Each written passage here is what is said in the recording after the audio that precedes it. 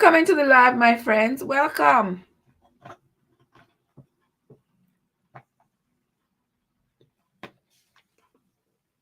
Let me see if I can fix this.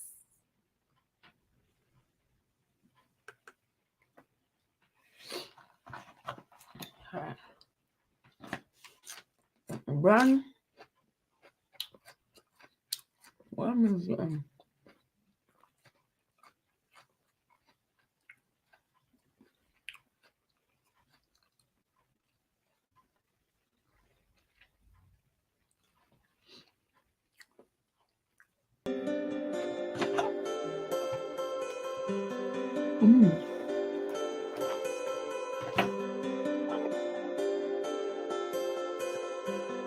Okay.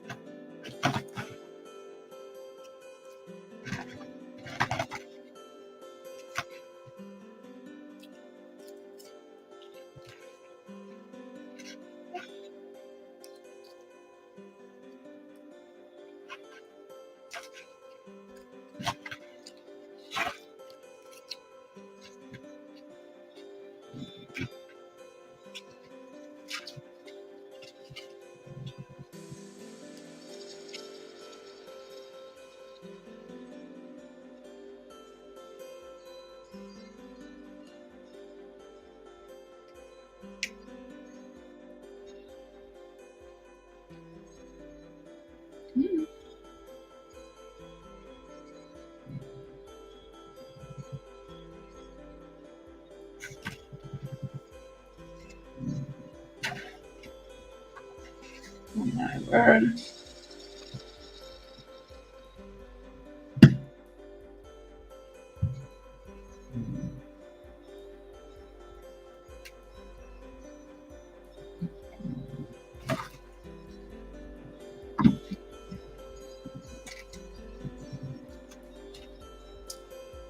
Load.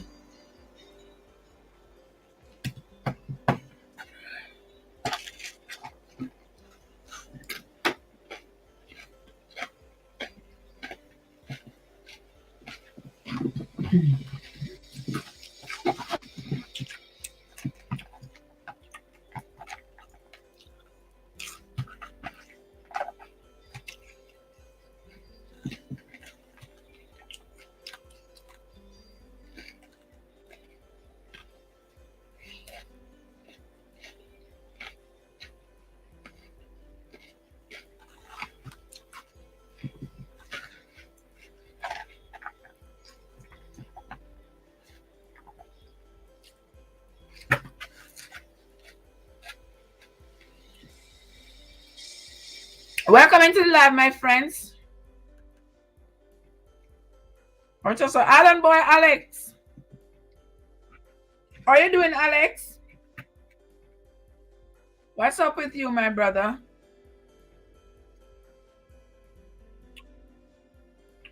Good to see you, Alex. Wait, I'm not supposed to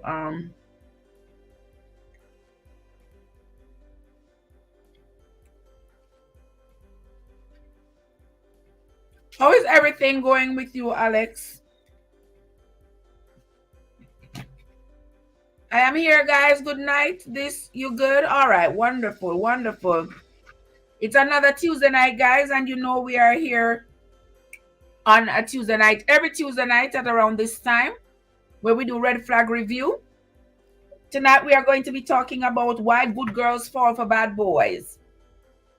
So why women fall for some of the most heinous criminals. And we can eat and talk at the same time. Hey, they say, don't talk with food in your mouth. Or the hours are the issue.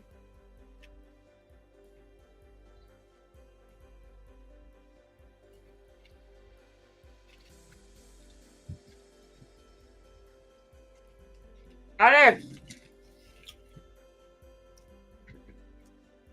may I forgot to talk one away because we could I could possibly add you to a stream All right, this is what we're gonna do.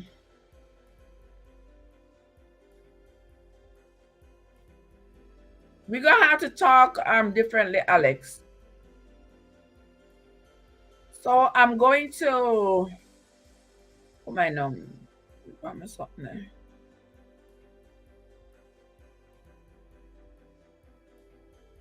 All right, guys. There is my contact right here. There is my contact right there. There is my contact right there. So we can talk one away because I could help you in many ways. But you know that when you leave the device to run, just to run, but while you are away from it, it shuts off in like 10 minutes or so, less than that. It freezes.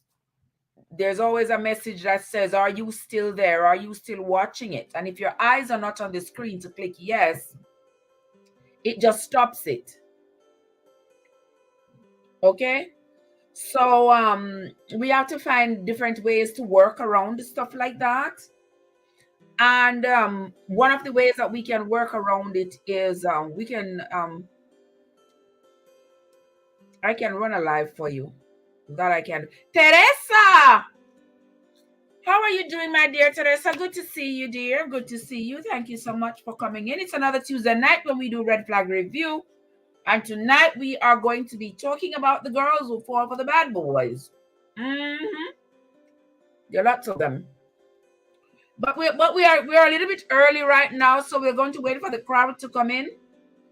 Send for your people. Tell them to come on in, come on in, come on in. And let us. Well, text me on Instagram, Alex. Text me on Instagram. You can find me over there with the same name. Or babysitting your grandson. Okay. Grandchildren are the best. I think they should be born before the children.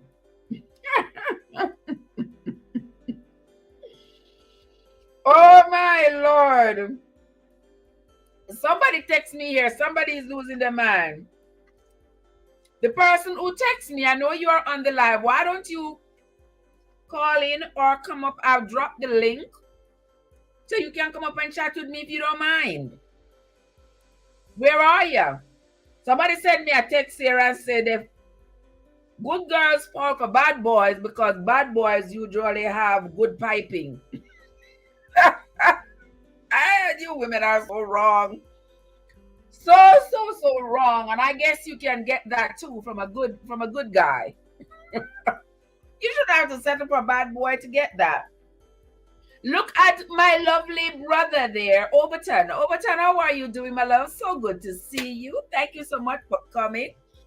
Welcome into the live stream. Overton is here today. So guys, don't forget to hit your like buttons. Let me find me on a phone. Don't forget to hit the like button, guys, once you come into the stream. Hit the like button, share out the stream, invite your friends and your friends and your friends' friends to come on over. I wanted to get somebody to come on screen, but I don't know why the people I know are so afraid of coming on screen. Why? Why are they afraid to come on screen? People shy. I don't know where this word shy come from. Them shy, they are afraid to come on screen because,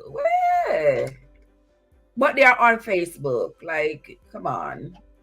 They all see you. But anyway, guys, is it okay for me to eat while I'm talking to y'all?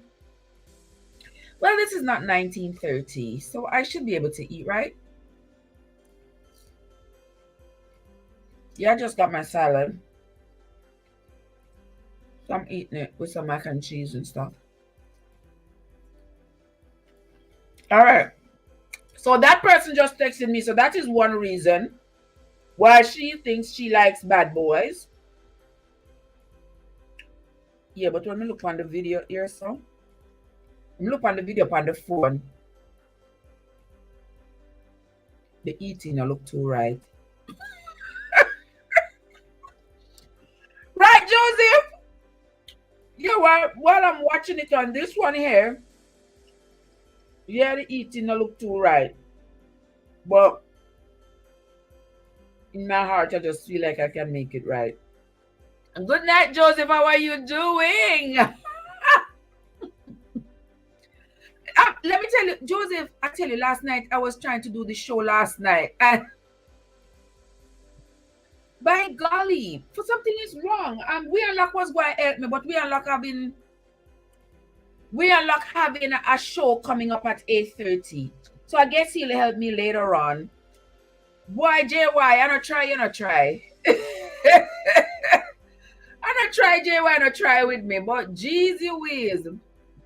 And we were trying last night to get the live going because I want to do the screen sharing so that you all can see what the breaking news stories when I'm looking at them, so that I don't have to be pulling down and editing. And so because I really don't have the time to be pulling down and editing and all of that. And boy, JY tried with me last night, but it just didn't work, yeah, man. So we just gave up. Because both of us had just come home from work. Both of us tired. So we just called it a night. And I hadn't come back on it today to make sure that I was able to get on there. But for some reason, it just does not, just isn't working. So I'm going to have to link up with some other people who I see use it on their screen and see what is it that I'm not doing right, why it's not coming. Because I thought, as far as I'm concerned, I thought once I hit share, that my screen would be shared with you all and you'll be able to see my screen just as I am seeing it. But for some reason, it's not working properly. So what do I do? What do I do? Yeah. If you try and don't succeed, try and try again. All right. Guys, you see, I'm afraid to continue eating because when I look at it on here, it don't look too right even. But 1930s, in the 1930s, you couldn't be caught dead putting food in your mouth on TV. Okay? You couldn't be caught dead being pregnant on TV. We have moved away from those things now.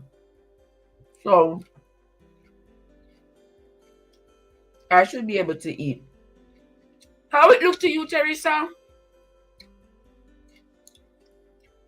Talk to me, Teresa, and tell me how it look to you that I'm eating on the live. Joseph, how was your day? Good to see you. Thank you so much for stopping by. As always, I sincerely appreciate you. Sincerely appreciate your presence.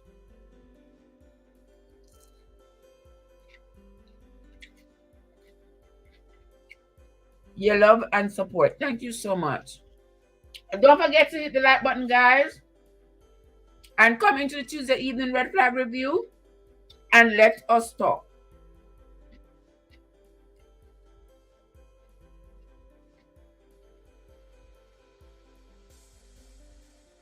Let us talk.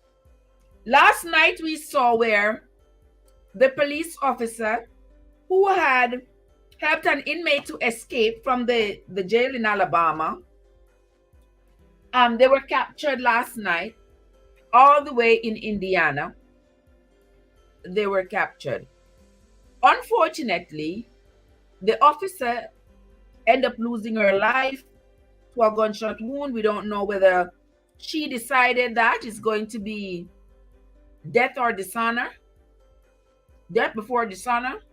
Or you love the sea theme, the under the ocean theme. Oh, thank you, Teresa. Thank you very much. They gave me the option, like if I wanted to add a picture, and I thought I have this picture that has my grandbaby right there at swim class. So I decided, all right, let me use it. She's right there. See her right there in the pink top? Yeah, that's her. So I decided to use it, and I think it looks nice. It can go on. It's all right. I was looking at it and thinking that maybe if I put a plain color background, if I use a plain color background, it might look different. Like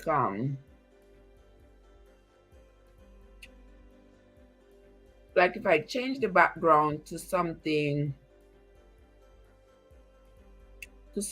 plain, it might look different.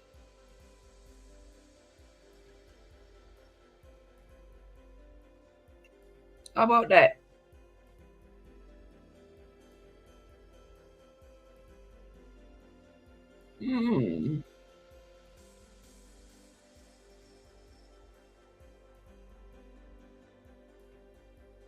Does that one look too dark?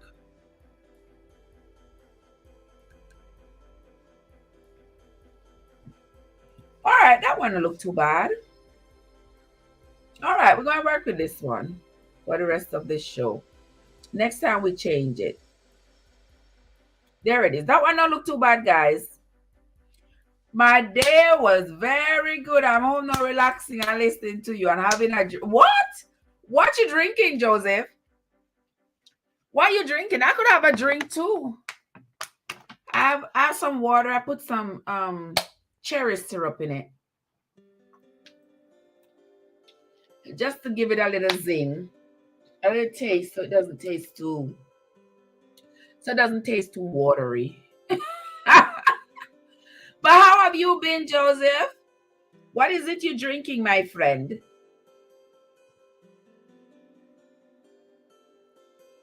You drinking vodka? You drinking beer? What you drinking? All right, we're going to start the conversation, my friends. I was hoping that I would get me somebody to come up here and talk about why good girls date bad guys. Well, this individual decided to text me and give me one answer. I just wish she would come up and let's talk about it. But hey, to each his own. She doesn't want to come up, so we're going to call it a day. If there's anybody else, the link is in the chat. The link is in the chat, so if anybody else there wants to come up and let's talk about it, you are free to do so. But there are lots of studies out there as to why women in particular fall for bad guys. Oh my. I have some downstairs, you know, Josie. I have some Baileys. I love Baileys. But you know me, I can't hold my liquor. So one little sip will send me straight to bed. But Modest, Modest, oh, you never text me, tell me about the Mother's Day or something, even though me that sleep. No, me didn't sleep Mother's Day. Why never oh, yeah, Bible study. Oh. Modest is just saying hi, guys. So say hi to Modest. Watcha. Teresa says she thinks they love the rough things. Teresa says that she thinks they love the rough things, and that is why they try to date these men who have committed heinous crimes. But did you all know that there is a name for it? As I was looking earlier for some information about this, you know, I came across the name for it. That is ibistophilia. Did you all know that? Well, no, you do. The word, I'm going to put the word in the chat. I didn't know there was a word for it.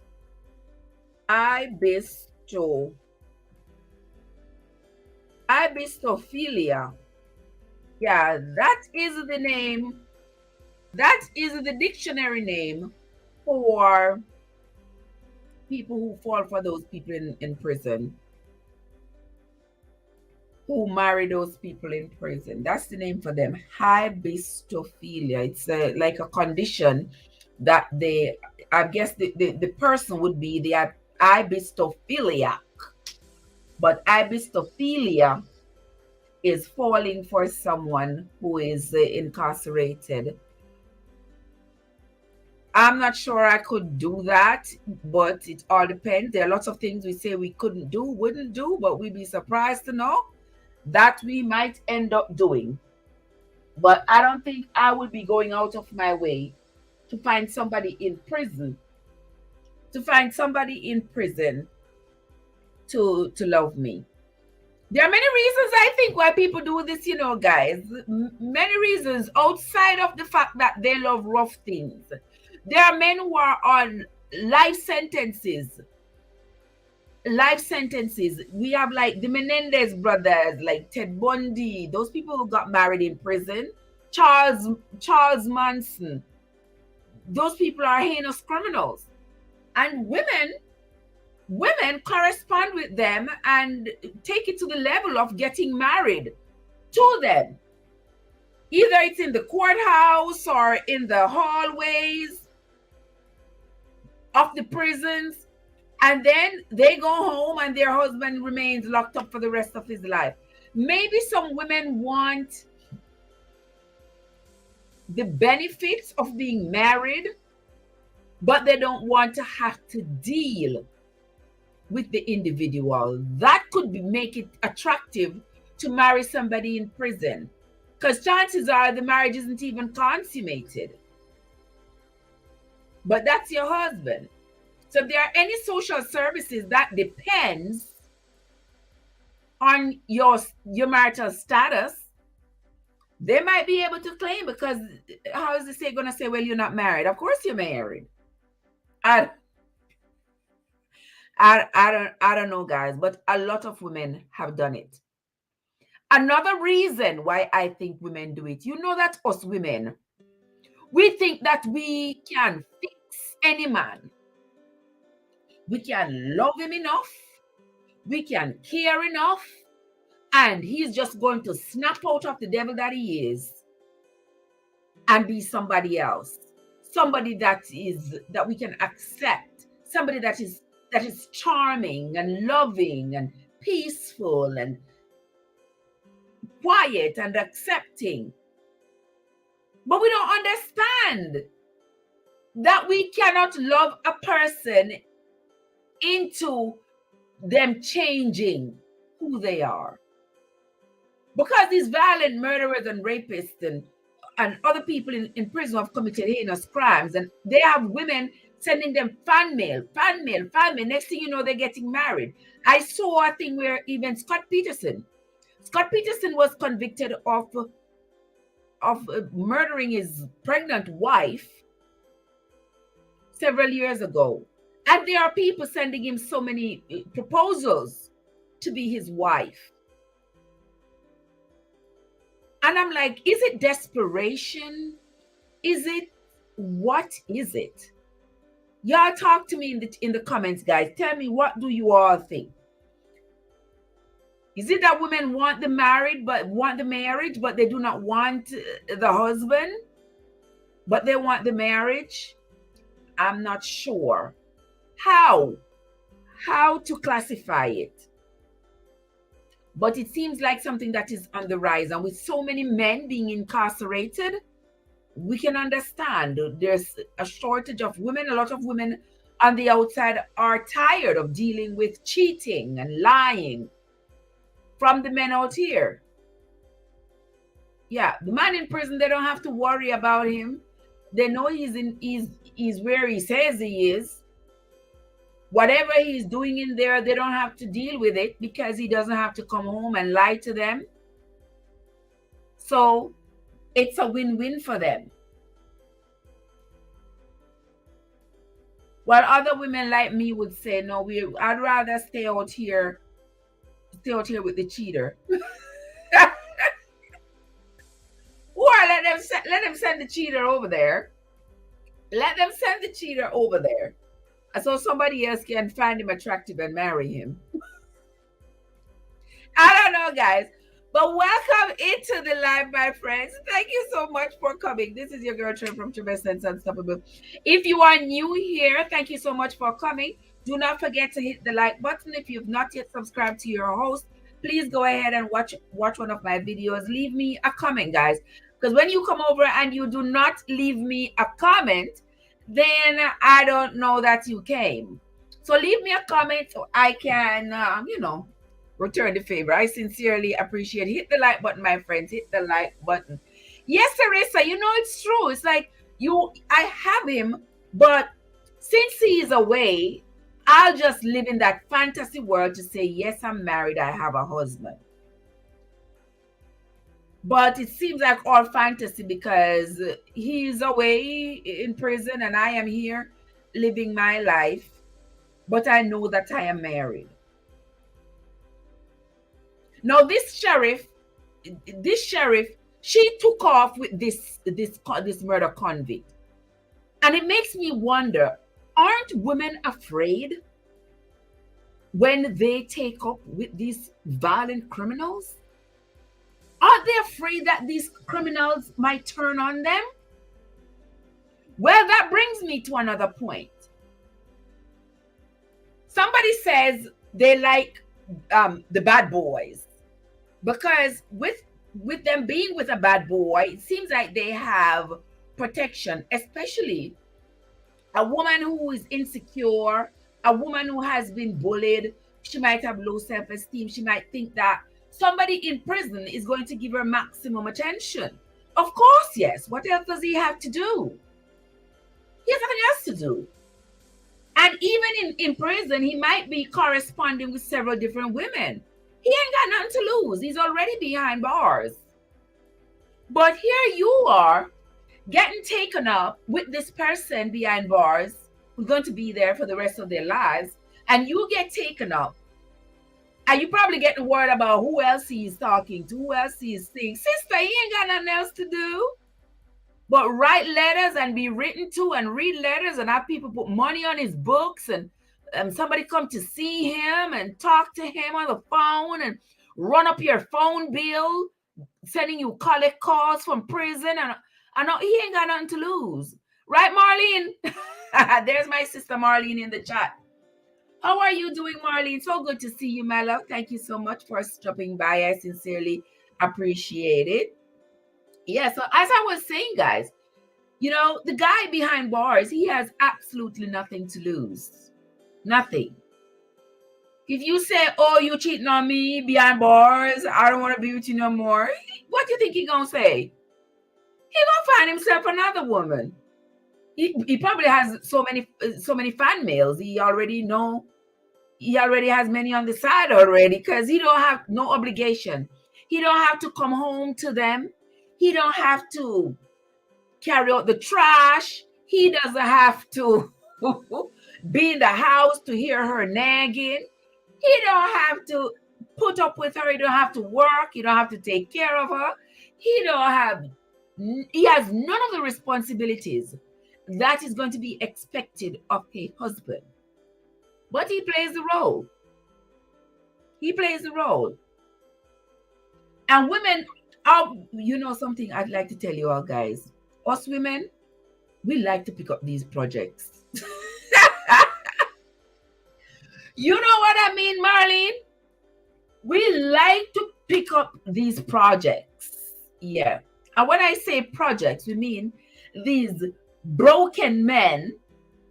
We like to pick them up because we think that we can love them enough for them to change and become acceptable in society and become desirables. So we think that, oh, we can take him up and we can implore him to maybe cut his hair, maybe go to school, maybe change his ways, maybe act right, maybe get a job. We think that we can change the man. We cannot, guys. We cannot. So we need to stop picking up these projects like we're going to work on them. Like it's an art piece. Like we're going to work on this guy. I'm going to work on this guy. I'm going to love him enough. I'm going to, do all of this with him enough. And he's never going anywhere because he's going to love me because I rescued him out of this bad situation. We need to cut it out.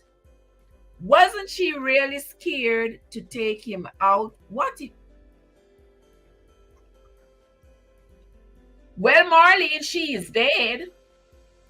We don't know if that was a self-inflicted gunshot wound if he if he did it. We don't know yet, because they are trying to figure out whether or not whether or not you know he did it or she did it, because if he did it, chances are it would have been probably on the left side of her head, maybe, because he was in the driver's seat, she was sitting beside him. So chances are, maybe she said, I am not going back to face my colleagues, I'm not going back to face the charges, it's going to be do or die. So we are in this chase with the police, and I do not want them to catch me alive, so I would rather take myself out. That could have been the mental state she was in after she realized that, darn, I really messed up. I don't know why women do these kinds of things for these men who have absolutely nothing to lose. A man in jail for murder, serving a sentence for murder, and you help him escape, and you sell your house, and you take all that cash money, and you buy a car, you spend all this money, you help him to escape, and you throw away your whole life, and you take off with this man. What do you expect to gain when you know the police and the public are on your tail, and they're not going to stop until they catch you? You have a weapon on you. This guy has killed before. Nothing will stop him if he decides that he wants to rob you of all the money you have, take the vehicle, and disappear.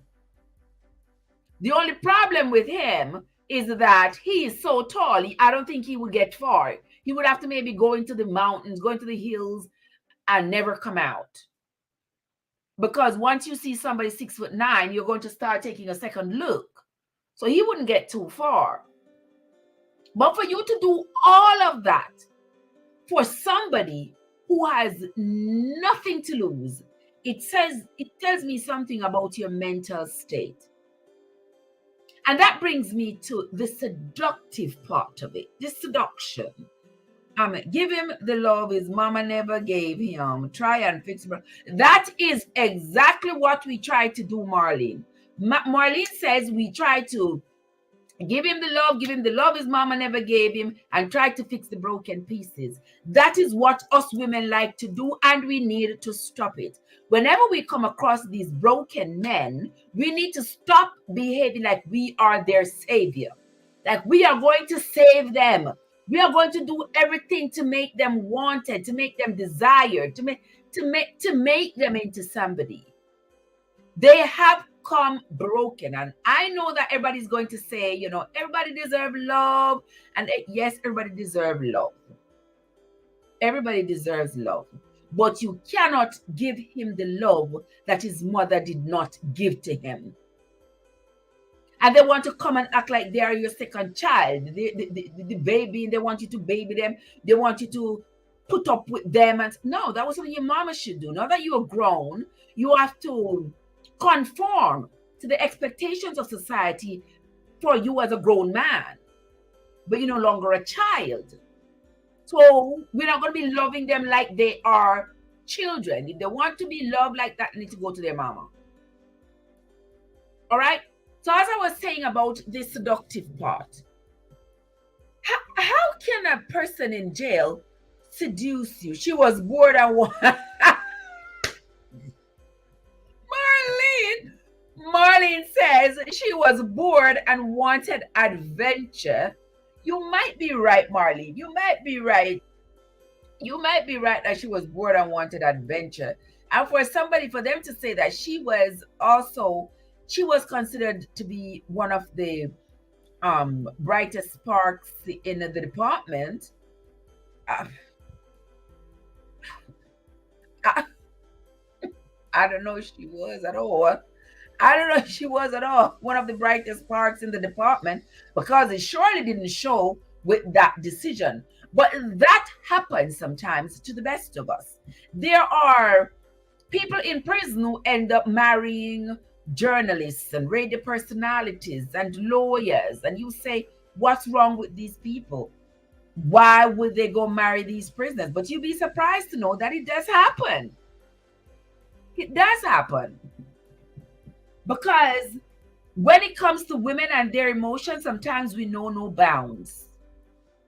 Sometimes we know no bounds, especially when it comes to men. We look sometimes at the outward features, and our minds get clouded by our desires. Like, wow, he fine. I would just love to have a piece of him. And if a piece of him means that we get hitched in the prison hallways and we never consummate the marriage, well, at least I got a part of him because I'm married to him. You know, women will allow themselves to be seduced by these kinds of people. I wouldn't say that they are weak, but I believe that it is the nature of a woman to love and to care. Men do love and care too, but we are the softer gender. We are the ones who are made to nurture and care and love, and so we take it to another level when we take it from the children we bear and put it off on a man that we have met. A man we didn't know anything about before, but we have just met. And now we start pouring all this care into this broken person, trying to believe that we can put all the pieces together, like Marlene says. We can make this person whole. When this person is already, what's not in pieces is quite fragile and will break any minute.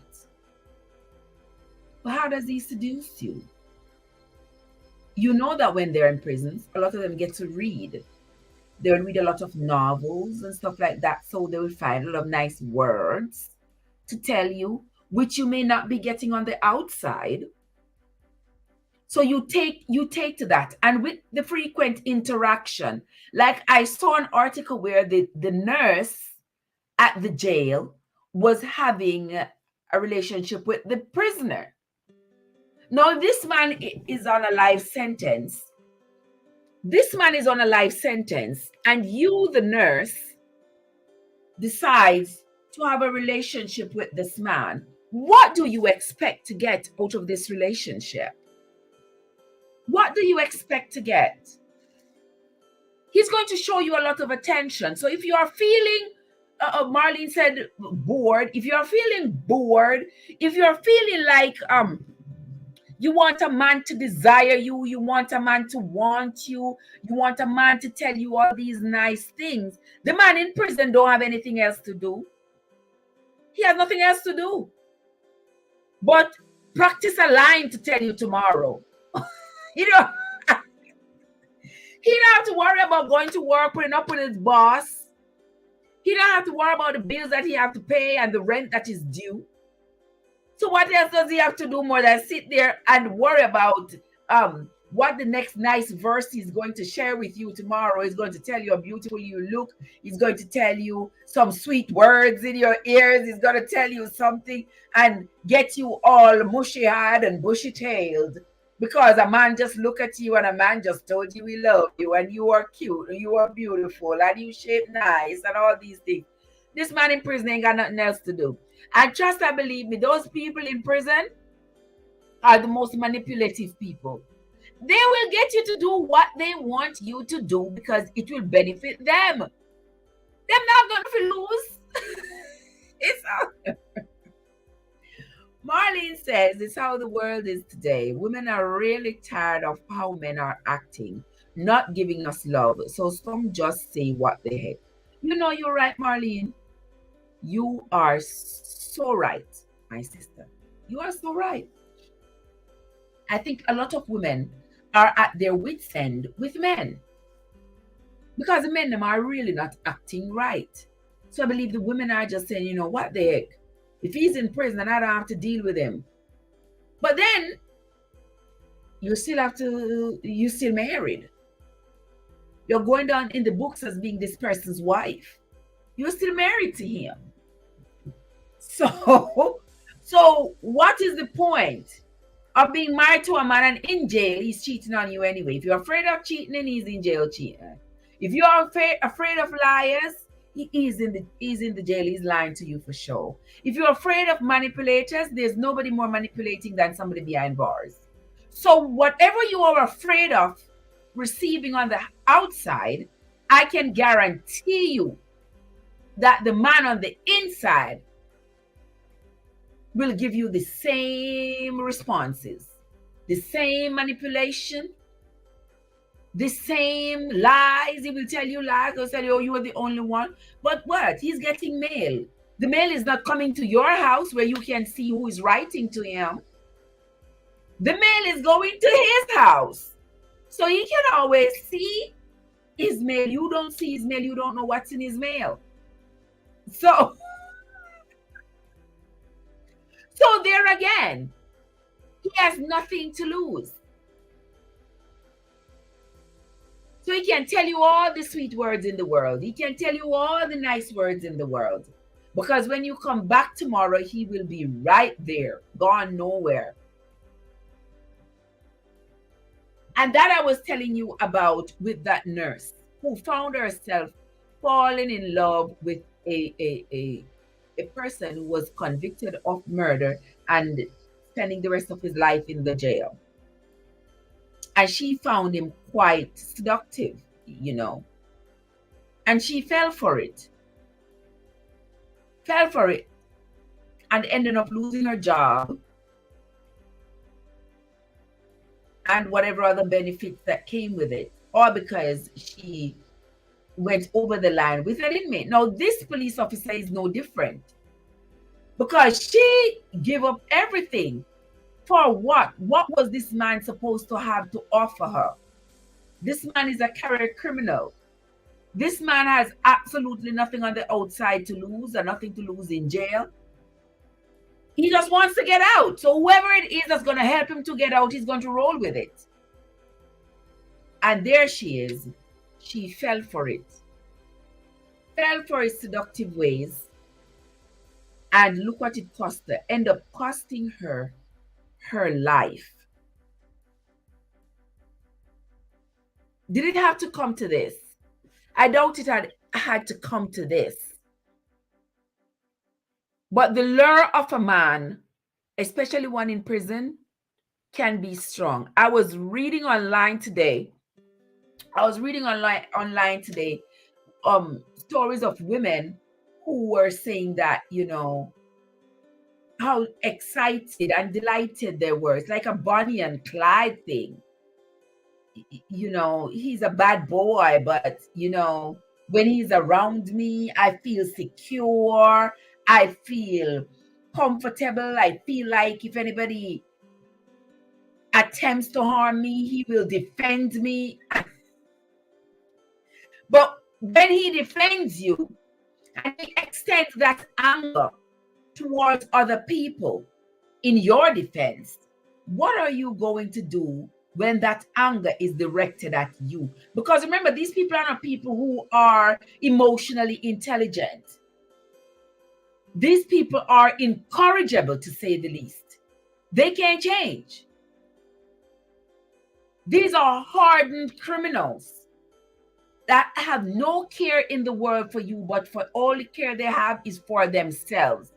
You might think, oh, them care about you. No. They don't care about you. They do not. Don't fool yourself in thinking that a man in prison cares for you. No, he does not. He doesn't care for you. He's just living in the moment.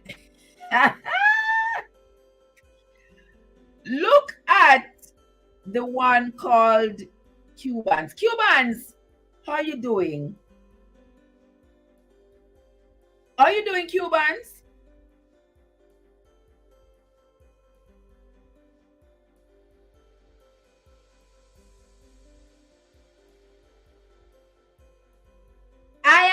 here, Cubans. I am here. Miss sorry, I never get to log on to the Mother's Day special that you had. I didn't get to, but you know, you and I will make it up to each other where that is concerned.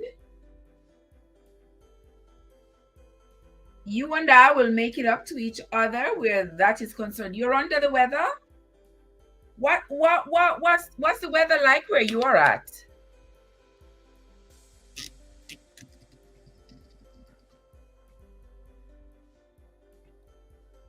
What is the weather like where you are at, my friend? Is it raining? I had nice sunshine today. It was okay. And I just got back off the road.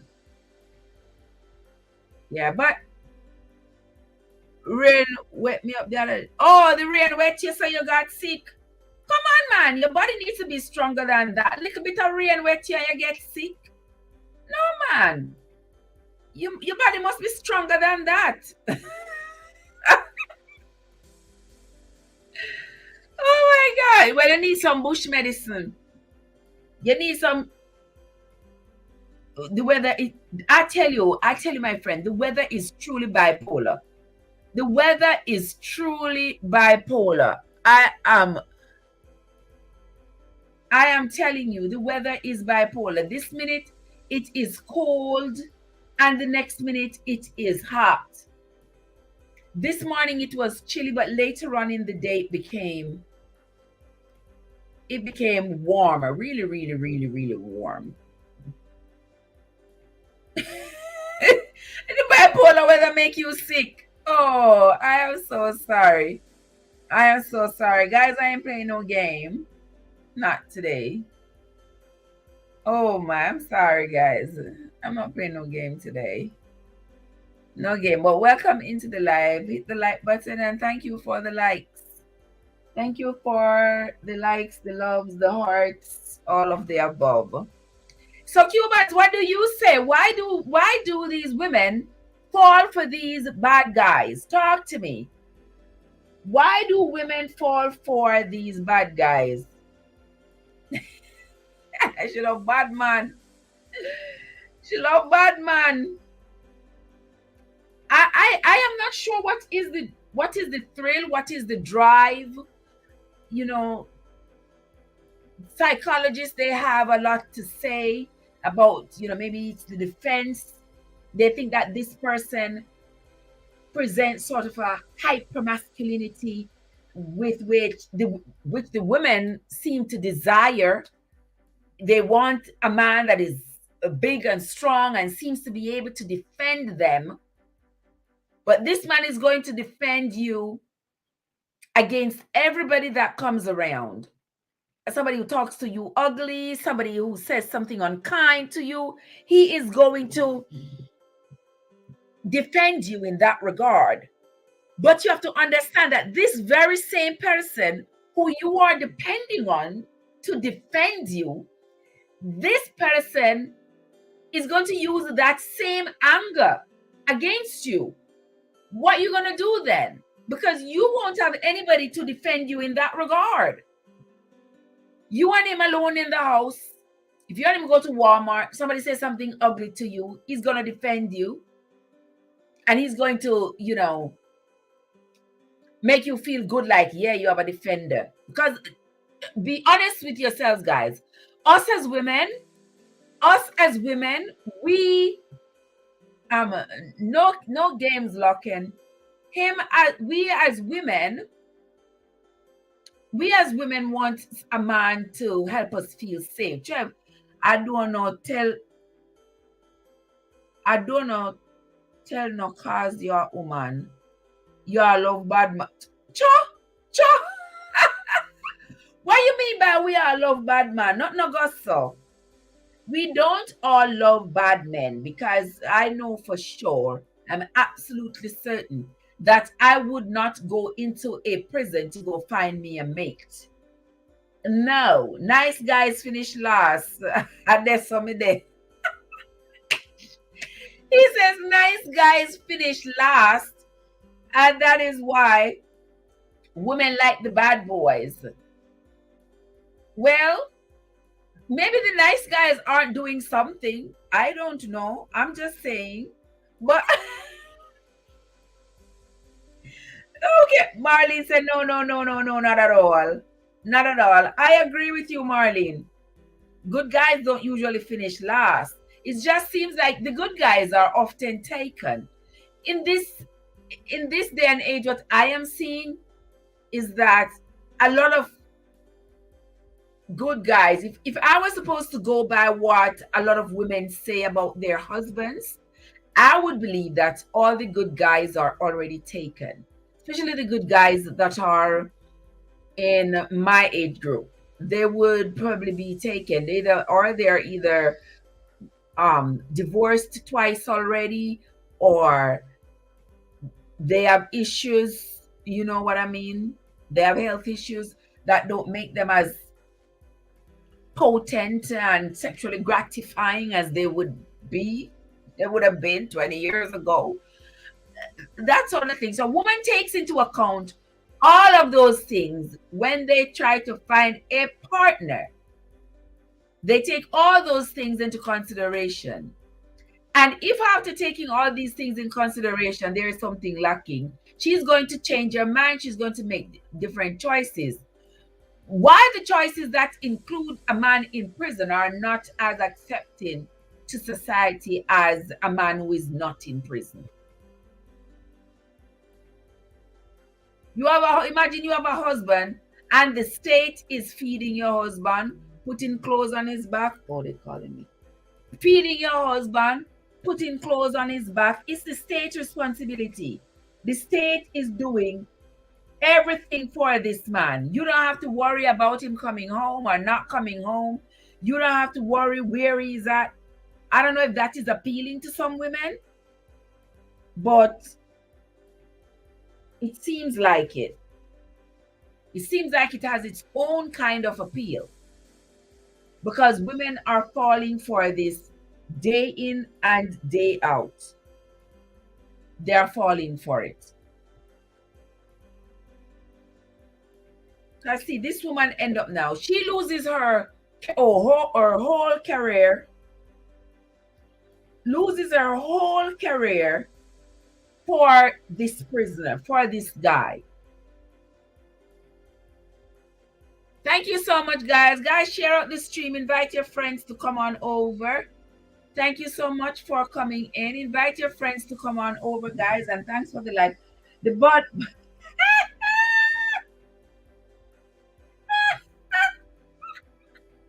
Meow. Marlene, that's what Cubans tell me about it. Cuban says the bad boys beat up the kitty best, I guess. But the funny thing about it, you know, Cubans, oftentimes when they go ahead and marry men in prison, they don't get no catty beat, because they oftentimes don't get the marriage consummated. They just know that they are married. And on the books, they are married, but oftentimes the marriage is never consummated. I think some prisons give them an hour of conjugal visit. You know, that has to be requested and has to be approved. During that time, they might be able to, because there are people who have been in prison who got married to women outside, and the woman ended up having a baby for them. So I'm sure at some point they had conjugal visit, or unless he smuggled his reproductive fluids out of the prison in a plastic bag or something like that. But I will never get to understand it, and I guess maybe you all can tell me more. Thank you so much, Wiz Kang. Thank you for the follow. You understand? I will never understand it as to what is the drive, what is the thrill. I know psychologists, they come up with a whole lot of as to why a woman would fall for a man who is on a life sentence. for me, being on the outside, I don't see how that could be easy, how I could do that. But for somebody who has done it, they might have a different opinion as to why they did it and how they felt doing it. In the article I was reading today, one woman one woman said that she was bullied as a child, so she felt insecure. And then when she started corresponding with this person in prison, she felt like she was the prettiest woman in the world because he always had the nicest things to say to her. He always made her feel loved and special. Of course, yes. Of course, yes. He's going to make you feel loved. He's going to make you feel special because he has nothing else to do. Nothing else to bother him. Cuban said going to the jail is a bit too much to find a man. Yes, it is true. But a lot of women are taking that option because the option of finding a man out here, the men are not making it easy for us. Hey, Dammy, how are you doing? Hey, Kind Hearted, how are you doing? Guys, if you're coming on the live to talk to me about what we are talking about, why women fall for bad guys, come on in, we can talk. But if you're coming on for the game, we're not doing any game. Dami, how are you doing? You feeling better? Thank you, Nicole. How are you doing? We are talking about why good girls fall for bad boys. I'm okay, just laying down. Okay, my friend. I'm happy you're feeling better. I'm glad you...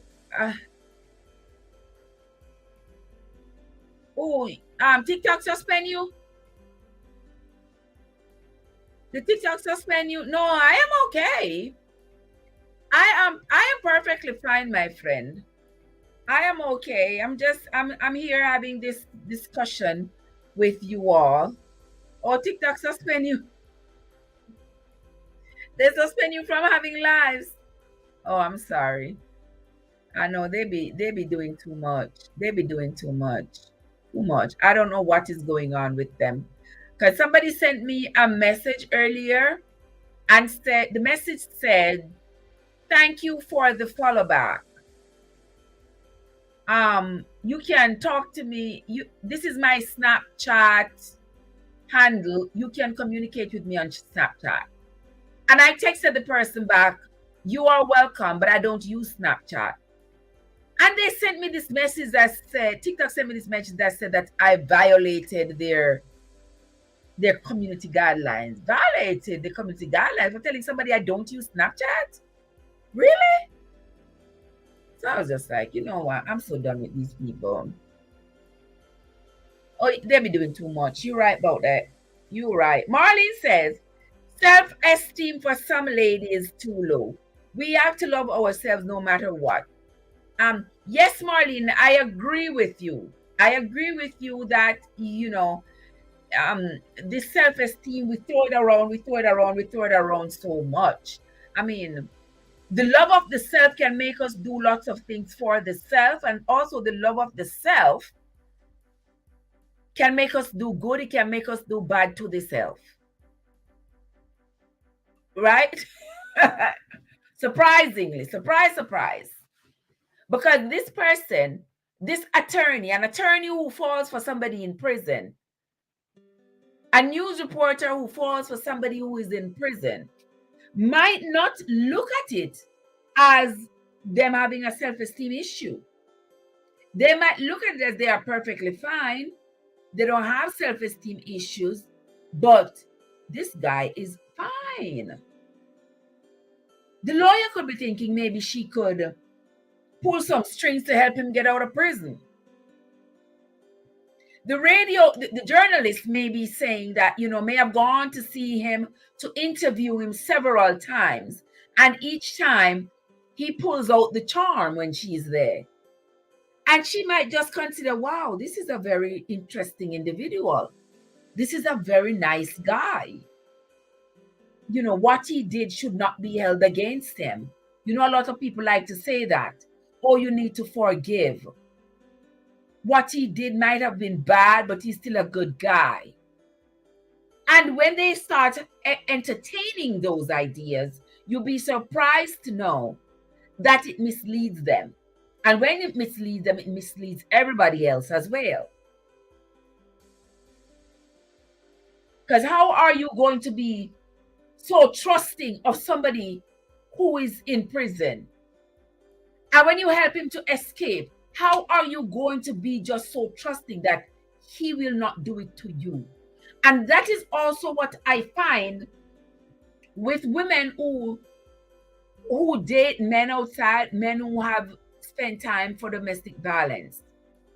Men who have done time for domestic violence will come out of prison and put the charm on another woman. And you could warn that woman from now till thy kingdom come to say, do not get involved with this person. This person is violent. They will not listen. They will not listen. They will just look at it. They will just see this person as a fine individual. And you know these people will be able to pretend for as long as it takes until they get what they want out of the relationship. And then they're out the door. They don't really care about you. You could spend your money, get them out of prison, and when they come out, they will still go to Tata and keep it moving. And everybody, some people, not everybody, but some people are going to say that the people in prison deserve love as well. And the people who have done time deserve love as well. So they are just going to love him and believe, trust and believe that the more they love him, the better he will feel about himself. Because Marlene says that some of the women's self-esteem is low, which I don't disagree with. But also, at the same time, the woman might be thinking that, well, I can love him, over love him, to the point where he won't even feel as though he has any reason to continue living that life, without accommodating the idea that that life that man is living was his choice, not your choice. It was his choice to start committing those heinous crimes. And your responsibility is not to fix him, is not to stop him from committing these crimes. Brian, if you're going to talk to me about why, well, let me see if Brian here. Brian, how are you doing? Good. Good to see you. Do you want to contribute to the conversation? What conversation? The conversation we're having here is, why do good girls fall for bad guys? But I like bad boys. They like bad boys? Yeah. I don't think it's because they so much like bad boys. I think the bad boys. Yeah, Eh? you have to make it. Oh, no, I'm into the flag. You covering the flag up. Oh, Where you come from? Huh? Kingston. Oh, I think I put my girl. Oh no, not I'm from Portmore. Levi. All right, no problem. I got you. Mm-hmm. All right, there you go. All right, Oh Brian. yeah. Yeah. All right. So this gentleman here says the women like bad boys. Some women do because they feel like they're insecure. They're insecure and they feel as though a guy who has a shady past, a guy who can butt up somebody, and that guy's going to defend her. Especially if it is a woman who has low self-esteem. She figures if she's been picked on. If she has been picked on a lot and she feels like she needs somebody to defend her, who is going to defend me? Yeah, me get my man to come defend me. And she has an argument with somebody. Yes, she go run, go call her man to come beat up the somebody for them. We find that some women fall for that. Trev, you ever been with a bad man? Listen, let me read what's going on in the chat. Dami said, hold on to that thought, Cubans. I'm coming back to it. Dami said, most of them don't know they're talking to bad guys after the fact. That is true, Dami. A lot of them don't know. But a lot of them do know. A lot of them do know. They know this guy has a reputation. This guy is a career criminal. They can find all the justification they want. Because us women always think that we can change these people and we can cure them. Like you're going to cure them with some nookie. You're going to cure them with some more caring, some more loving, some more whatever. You can't cure these people. Dami says, and when they do know, it's hard for them to leave because they put a lot of time into it. That is true, and that is also true for any relationship.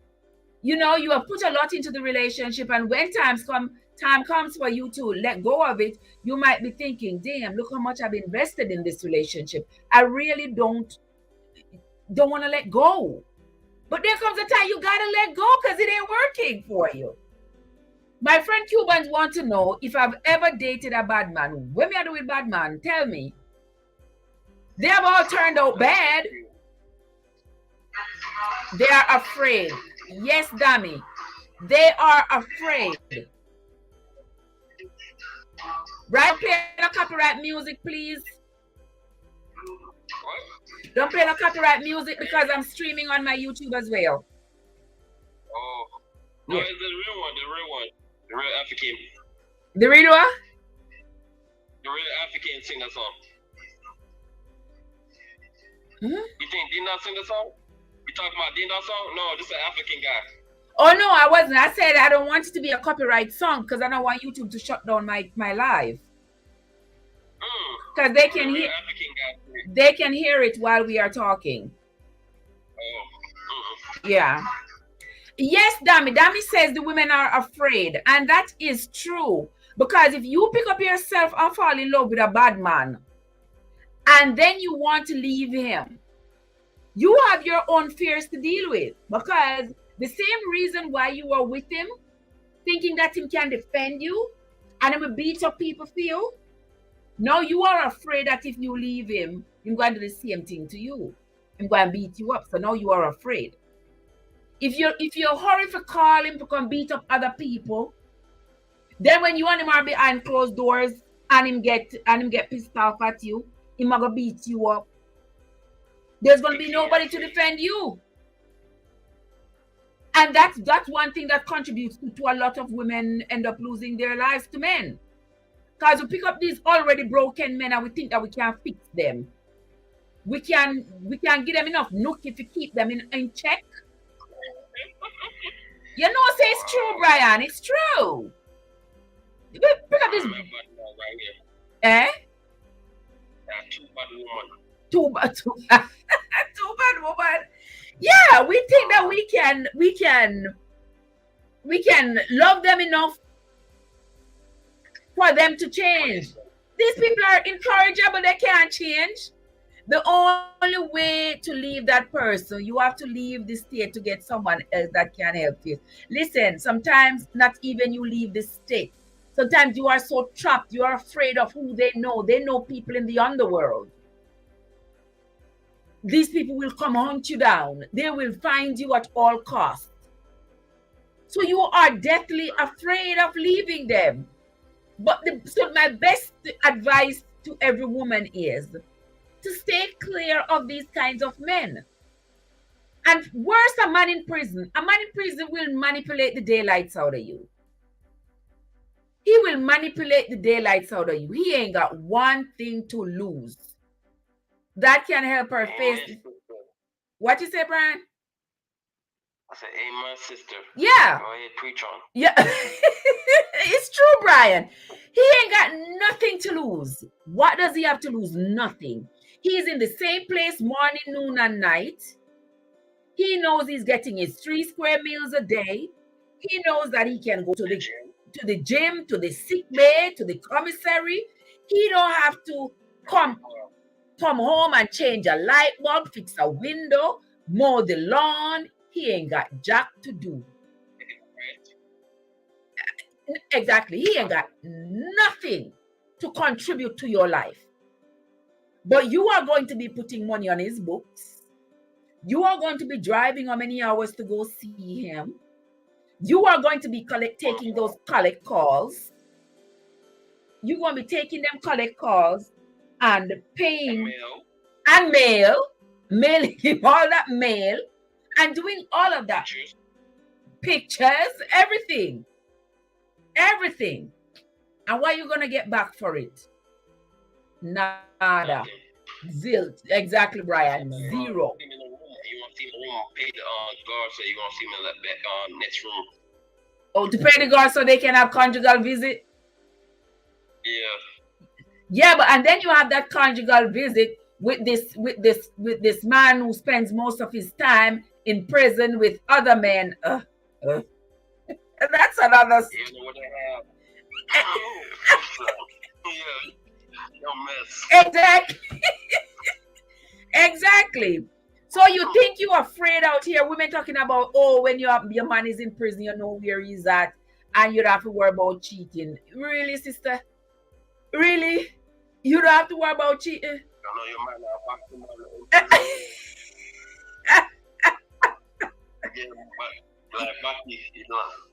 He's in prison.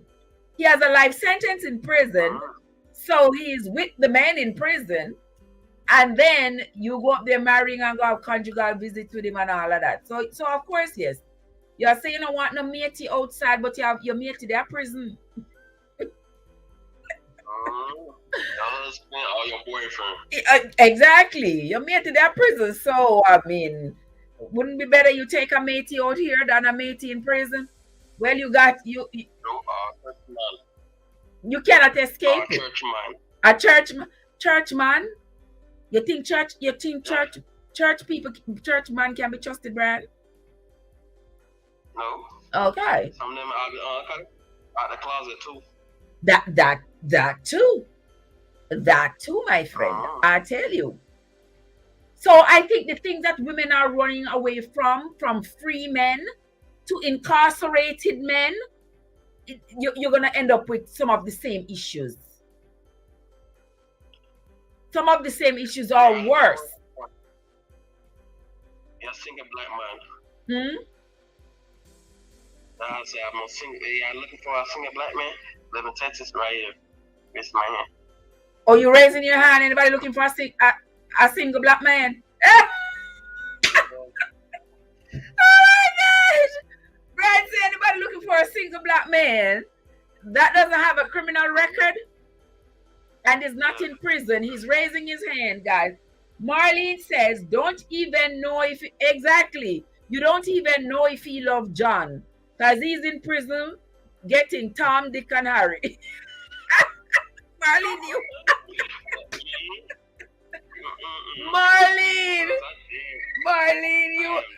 you are bad, but it is true because he's in prison, doing what he's doing, and then you find him you find him so charming, you find him so seductive and desirable, and you can't do without him, and you want him so badly to do what with? To do what with, Marlene? You're just gonna mess your entire life up doing some nonsense like that. Messing your entire life. I was telling you about the nurse. I'm gonna do a story. I'm gonna do her story and put it on the channel. That she was working in the prison and she fell for that guy, and she was taking all those naked pictures, and she printed up the naked pictures and took them to the prison and gave them to the guy. And the roommate saw the pictures and reported it. So she lost her job. Like, It's a true story? Yeah, true story. True story. Where that at? Where that at? That happened recently. Uh-uh. It happened recently, but I don't remember where. I'm gonna research it and do a video on it of it and put it on my channel. Yeah. Damn. You know, why would a woman do that? But we know that women do some of the craziest things. We women, we do some of the craziest things for love. True. Yes, we do some of the craziest things. Some of us, when we love, we do not know how to stop. We do not know when to stop and identify the red flags around us. We do not know when to pause. We keep going, and the worse the man treats us, the better we treat him. Because we are thinking that, darn, he just need a little bit more love. Damn, he just need a little bit more nookie. Damn, he just need a little bit more this and a little bit more that. And we give and give and give and give and give until we have absolutely nothing left. We are just a shell of our former selves. If he met you and you were up and vibrant, and ask me about it, I've been there. You're up and you're vibrant and you're determined and you are a go-getter and you're doing what you got to do to build yourself up, and you find these draining, narcissistic, I don't even find the word to describe them, these kinds of men. And when you come across them, they drain you emotionally. They're always in need of emotional support. They're always crying. They're always in need of you. They always need you. Oh, they're always hurting. They're always so desperate for love and affection. And as women, we like to think that, oh, we have all the love and affection can give, not realizing that we are in fact emptying out ourselves. Emptying out ourselves on these broken men. And at the end of the day, when we have emptied out ourselves, we become just a shell. And before you know it, we are in need of the love that we have poured out. And who is going to give it to you? The person you have poured it all on has disappeared. And now you are left as a shell of your former self. We see red our brains. Marley says, we see red, our brains say it's green, till we drain out like scorpion. Marlene, Mr. Girl, I love you. That is so true. That is so true. We see red flags and our minds tell us that it's green. It's the go ahead sign. And we go ahead and we stay with these relationships that are worth little to zero. And we keep pouring into these men.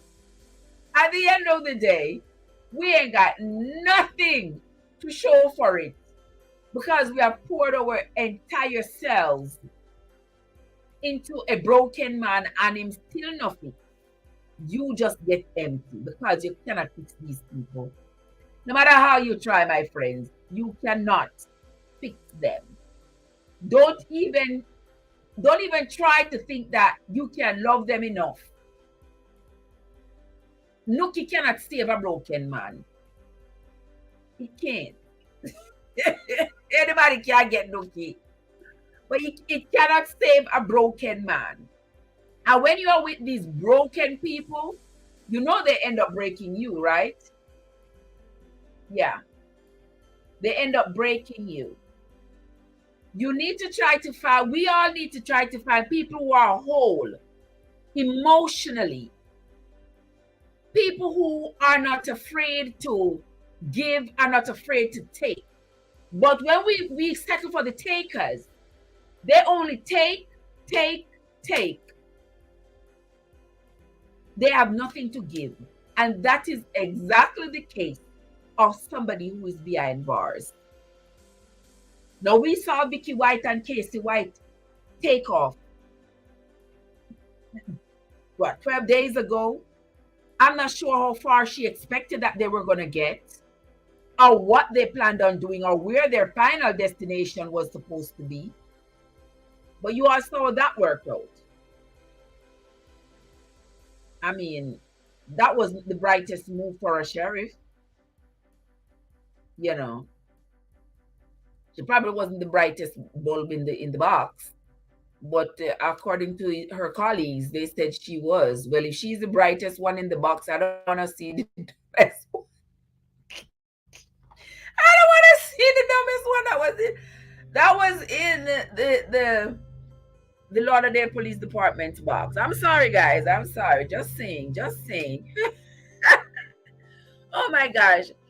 Brian, are you still able to see the live? Why TikTok tell me the live is being resumed? So did the live stop? Did it stop on your end, Brian? No. Oh. Dami, what's up with you? How are you doing? No, TikTok just sent me a message, just come across the screen that the live has resumed.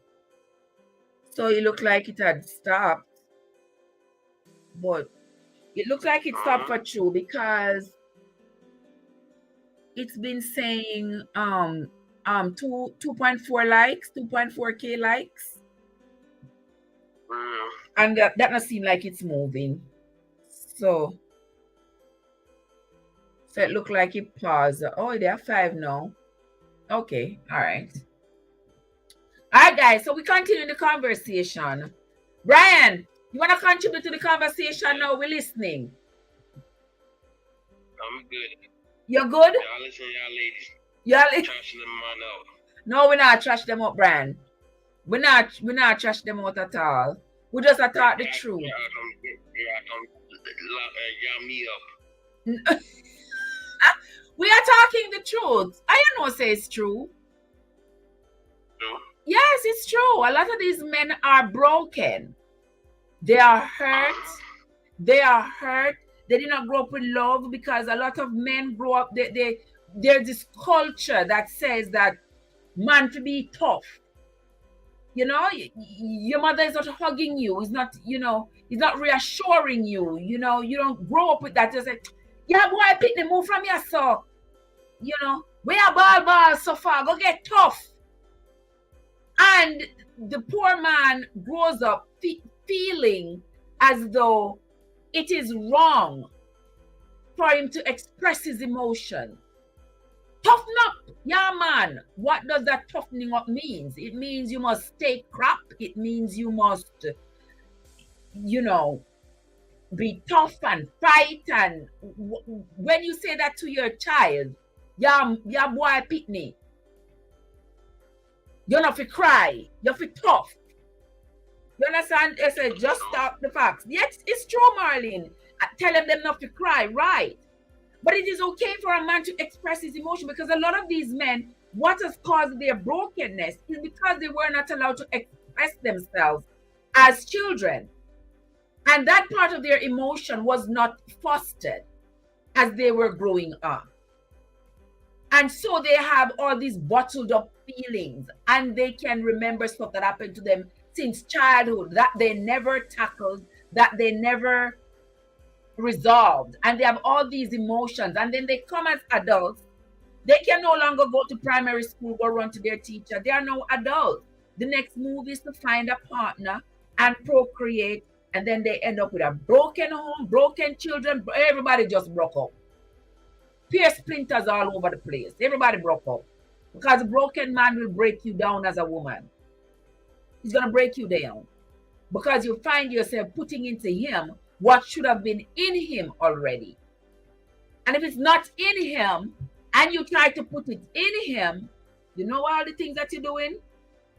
Marlene said they can't show love. Can't even say the words, mother never hug or kiss him. That is exactly the truth, Marlene. I tell you, I had one narcissist. Plain old narcissist. And he would do the wrong. Him do the wrong, And when I would talk to him, why'd you do some nonsense like that? The man stopped, bawl. He would just cry and cry and cry. And I found myself to always be the one to be mothering him. Hush. Hush. Don't, and him just hurt me now. And I find myself comforting him, even though I am the one him just hurt. And he would have bawl and just cry. Those people are draining. Them drain your soul out of your body. Yeah. And when he would say to me, oh, my mom never hugged me. My mom, I can't remember mom ever hugged. That's not my fault. That your mama never hugged you. Why do I have to pay the price? You know, because your mama never hugged you. Why do I have to pay the price? I am not your mama. And now I have to put up with all of this. I have to put up with all of this. You know, Lord, the day when that man get out of my life, I was the happiest woman alive. Yeah, exactly, Marlene. Like I me do something wrong. Like I me do something wrong. They will make you feel bad for speaking up for yourself. You try to stand up for yourself and then first start crying. And first start crying. And he cry and cry and cry until you, with your caring spirit, you totally forget that you are the one who were hurting. You abandon yourself, abandon your own feeling, just so you can accommodate him, so that he can feel better. Because he may be thinking, well, if he feels better, then everything is going to be okay because I can handle my emotion. But he needs help handling his. And that's where we go wrong. We need to eradicate them people out of our life. Eradicate those people out of our life. I have one thing when I work on, you know, Marlene. I have this video that I'm working on. When me tell you, say the man disappear. Y'all might have heard me talk about this experience before. The man disappear. Tell me, say I go Georgia, because I have a cousin down. I have a cousin who is going to be in Georgia promoting his music business. I go Georgia. May I listen to this, Brian? Or when I say the men are broken, I'm not going to tell me say I bash men. But I will tell you this, right? Him say, listen, I go Georgia, go support my cousin, because my cousin is gonna have a show to promote his business. He's you know, breaking out into the reggae music scene. I said, sure, no problem. Go support your cousin, no problem. Him say I go Thursday. He's going on Thursday. He's going to be there Friday. He's going to be there Saturday. He's going to be there Sunday. And he'll come back Monday. Me say, no, sir, you must the manager.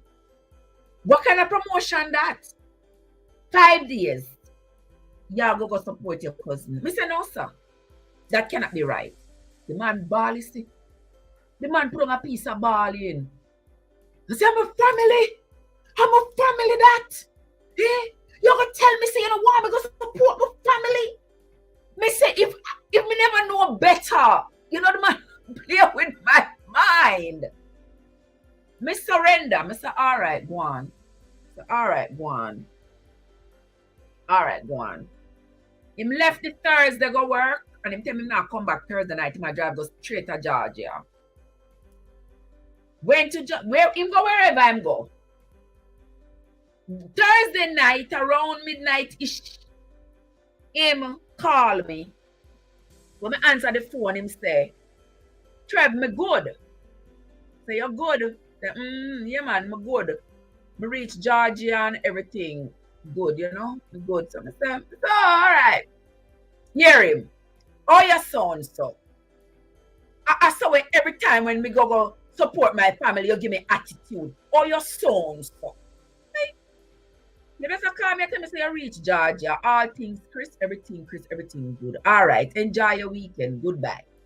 The man on the phone ready to start an argument. Me not an argument. Goodbye. Because I know me already have my plan. So me say goodbye. So you know me know how to do my little researching. So my research. Where the heck is this phone? For anywhere you at, your phone is there, right? Wherever I find your phone to be, that's where you at. How about the phone show up in Huntsville, Alabama? Are you doing all the way down Exactly, Brian. Exactly. A woman. Yes. A woman. The phone shows up in Huntsville, Alabama. All right. The phone there, Huntsville, Alabama. So me know say Huntsville, Alabama, you're there. You A clown man clown me. The man clown me, Brian. So me say, all right, no big deal. No big deal. But from further researches, the address where the phone there, where exactly is the phone? Find where exactly the phone there. Find the address, the name of the person. So I start untar down on social media. I say, oh, okay. So I see her. I say, all right. No, me know exactly. She was American. Wow. Me don't know she have Jamaican ties. Me don't know nothing much about her. I just know her. I found her. I know you print the copy the phone record, all that. Everything. So me say, all right. Now me know same there, Alabama. Me I go just fun and vlog with Randy. Hola, Randy, come and tell me amor. Good to see you.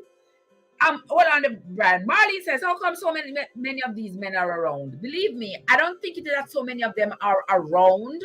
It's because we are starting to talk. Before, it was all closeted. Women were ashamed and afraid to talk.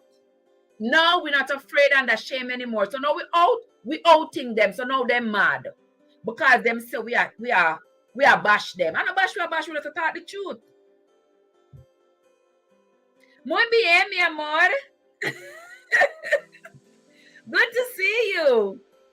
Yeah, so me I tell you, Brian. So the man, all the way until Alabama, the man there. All right, no big deal. Friday come, him call me Friday, him call me. Me not answer the phone.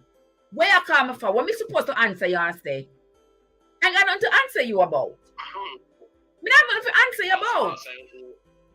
Saturday, him call the phone, him call me, me not answer. I don't have anything to answer about. Him text me, I want me to give him attitude and him not like when woman give him attitude and you know I got nothing to talk about. Exactly. Him not like me give him attitude and he don't know what me give him attitude for because him there Georgia supporting cousin. That's the narrative him run with it now. Him there Georgia supporting cousin. And me I give him attitude because me not like him cousin, which me never meet the man yet before, so me have no reason for not like the man. But you see the narrative is starting to push. So exactly. So thank you so much for coming, Randy. So anyway, Sunday come, him call me phone, me not answer. I'm not to answer about. Me not answer. Monday evening, him come home. His clothes that been right in the front door and burning. I'm not violent like that. I'm not violent like that, Brian. You know what? Whitney Houston, what she do? The lady did that put the clothes in the car and burned the car. Oh. Same to him. I'm not violent like that. That's what's your name? For a woman, so Whitney in it. Whitney Houston. Oh, me don't know. So me not say nothing. So I come home. As soon as the man come to the door, a ball. Crying, you know? Crying. Say, oh, my wicked. Say, oh, my wicked. I'm still bad because him could have break down and sick or something on the side of the road and him have called me and me not answer the phone. Imagine, me I call you Friday, Saturday, Sunday, me call you the one time you don't answer the phone. Oh, you wicked, so. Me say to myself, say, the man not see, Brie. The man are crying, Brian, crying. Yeah, I cry and I accuse me of being wicked because me not answer my phone after him gone to Alabama and tell me say Georgia I'm gone and come back crying bloody murder. Say me wicked. So me not say nothing. So when we realize this now, that was when it starting to reveal to me that in fact I'm with a narcissist. This is a sick man. This is a sick man. So I'm coming him ball and him carry on and him go look for him cousin, but he don't know what me know. I know where he was, but he don't know yet. Tell me know where he was. And I wasn't yet ready to spill the beans. Because I want to see how far he was gonna go with this. Wicked them wicked. Yeah, man, wicked them wicked when them love cry, so you have to be careful of them. And the man cry and him cry and I said nothing. I don't want to hear anything. I don't want to hear about the show. I don't want to hear. The man come and tell me about the show too in a brand. I tell me how the show did wicked and how him cousin gonna be a big star and how him cousin mash up the place and him. I said to myself, say, that man you not alright. You're not alright. The man make up in him head a whole story about how the show was. And I try to tell me and I try to convince me how the show was wicked and him cousin is the bomb and him cousin gonna get big contract because him cousin good like that. And Hold on, mommy. Where you meet him from? that's another story that we're gonna talk about not tonight, Brian. That's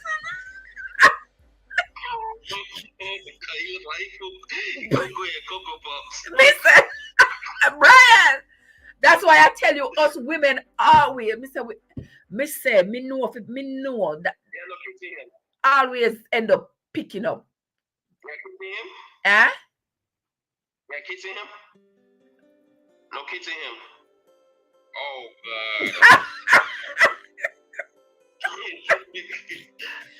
Believe me, Brian, I got pooped. I got pooped with that one. Believe me, jeez, Louise. But anyway, we down. We out. Plumber TV. Plumber is here from Plumber TV, guys. Say hello to Plumber from Plumber TV. If you don't have Plumber TV, go connect with him. By the way, Randy, did you leave me a message? Randy, I ain't gonna be finding you. You better leave me a message. If it's even a heart, so that when it pops up in my thing, I can see you. All right. Yeah. So at that time now, when me see my crying, I say, "Oh, his cousin not gonna be a big star," and so I to myself, say, "No, man, the man, you're serious. Him seriously sick." But what he did not know is that the same cousin that he said he was in Georgia with, I had looked up the cousin as well that weekend to see where the cousin was. And the cousin was advertising himself in Boston. The cousin was having a show in Boston. But me not say a word. Come want to hear how far he's going to go with this nonsense. You want him to drop the beans? No, so I'm gonna spill the beans. Nothing, Brad. I just want to know how far he's going with it. And you realize that Monday I'm not talking to him. So, but Wednesday he come back again, start telling me, Trev, warm to you, man. Warm to you. Me tell you about the show, George. I'm telling you the show bad. I know my cousin. I said, listen, I don't want to hear. I don't care about you nor your cousin, and I don't want to hear. The man start another piece of crying. I said, I don't care if you cry. I do not care. And him start accusing me now of me stay bad and me not love him family and da. He went on and on and on. But just ignore him. How about the Saturday? The Saturday evening, the man come back with the story. I tell me say, you know here, me say me don't want to hear. I said I do, because from me come back Monday, me and him not talk, you know.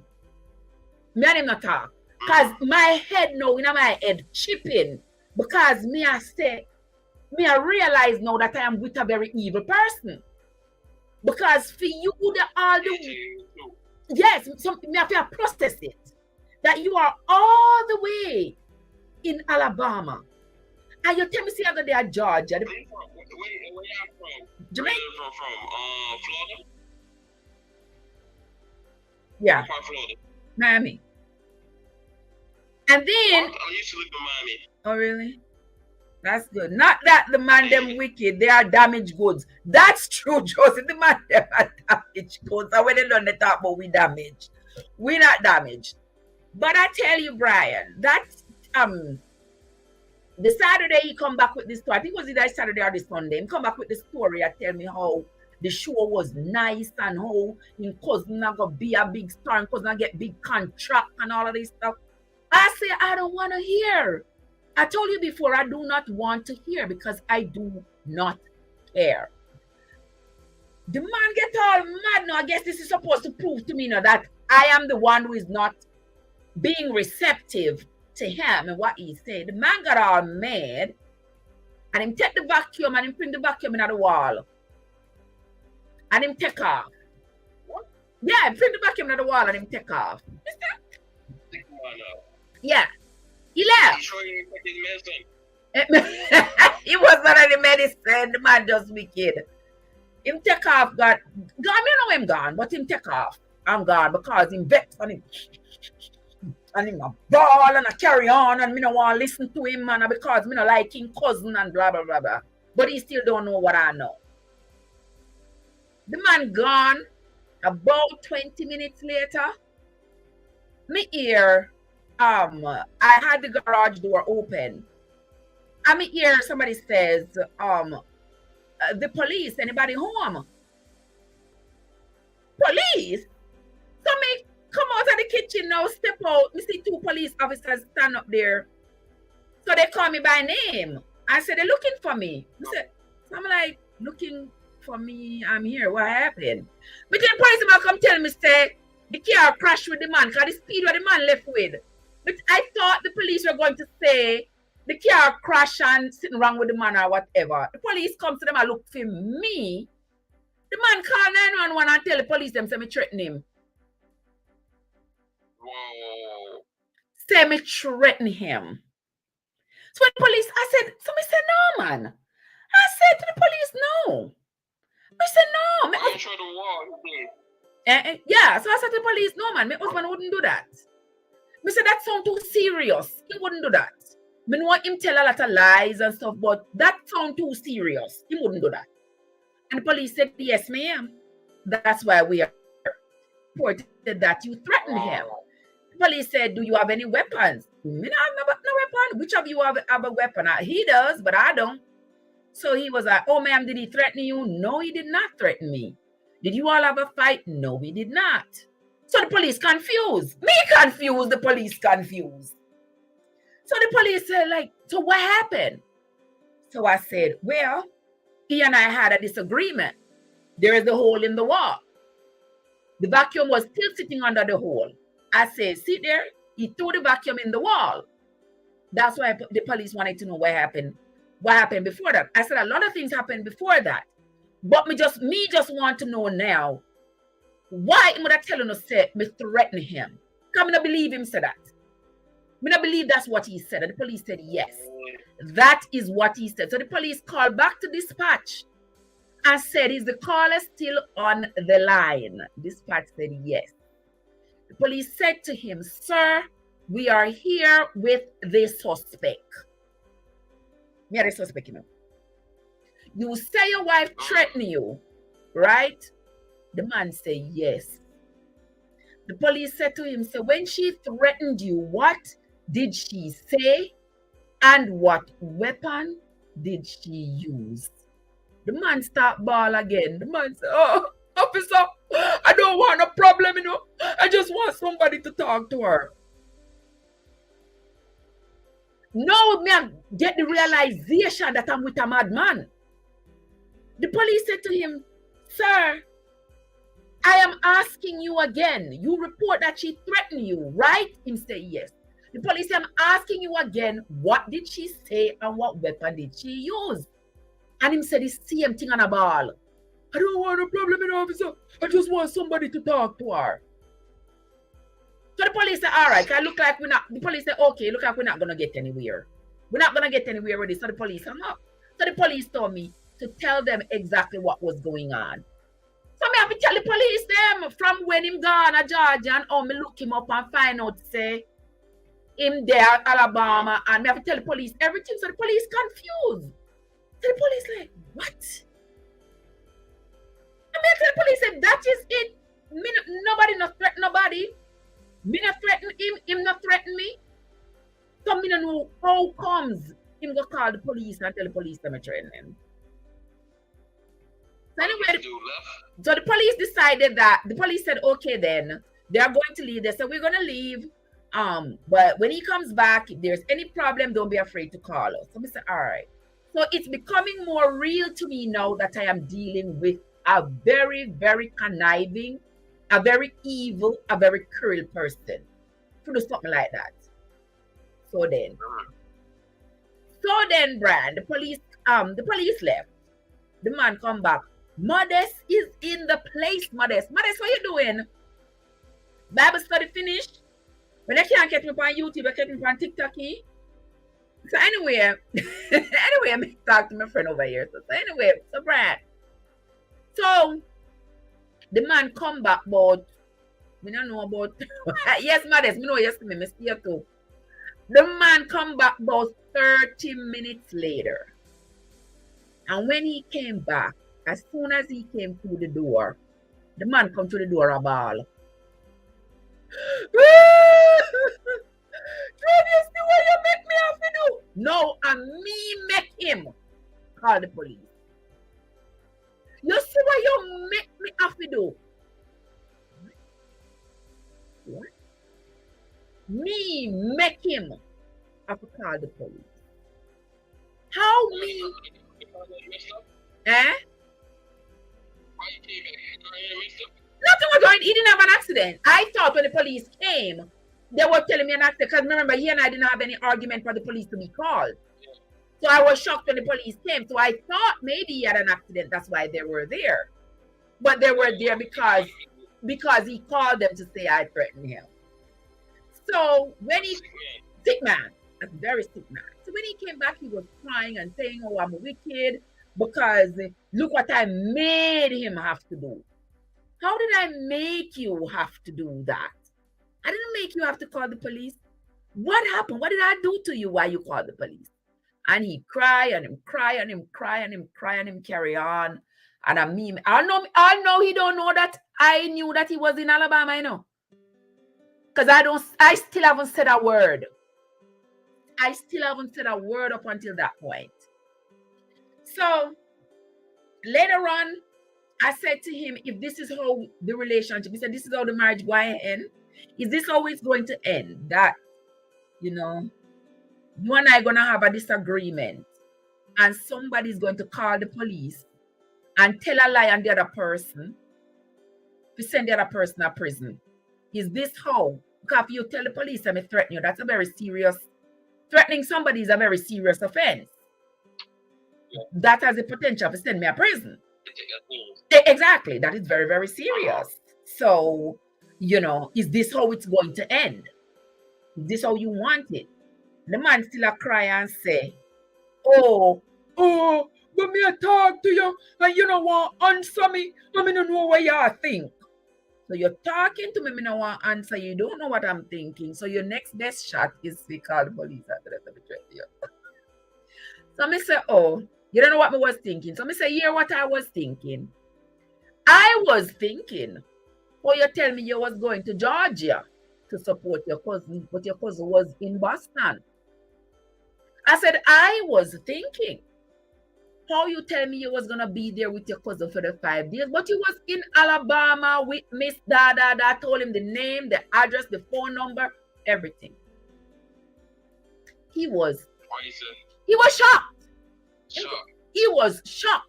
He couldn't believe somebody have all that information all this time sitting on. He was shocked. And then his justification is to tell me that, well, me know them like us, as meaning that me know them like woman. So that time justification. Me know them like woman. Are you married? I tell you, Brian, I sat on that couch and I bawled like, Jesus Christ, what did I get myself into? And when me sit down on the couch crying, because me just can't believe it. The man come on the couch, come crawl up in my lap and I cry too. But you know you did something wrong. But he's not a child. You're not picking. So you might say I did something wrong. I'm sorry, I'm not doing it again. Oh, you finna do it again when you're already gonna call police and tell them something threatening. So you see the extent where you carry the situation to such an extent, it can't come back. You married to no, it can't come back. You evil. And that you evil, you wicked, you cruel. Because police could have come with guns blazing. You understand what I mean? Because when you say somebody threatening you, right, Marlene, when you say somebody threatening you, police can't come with guns blazing when they get a report of a threat.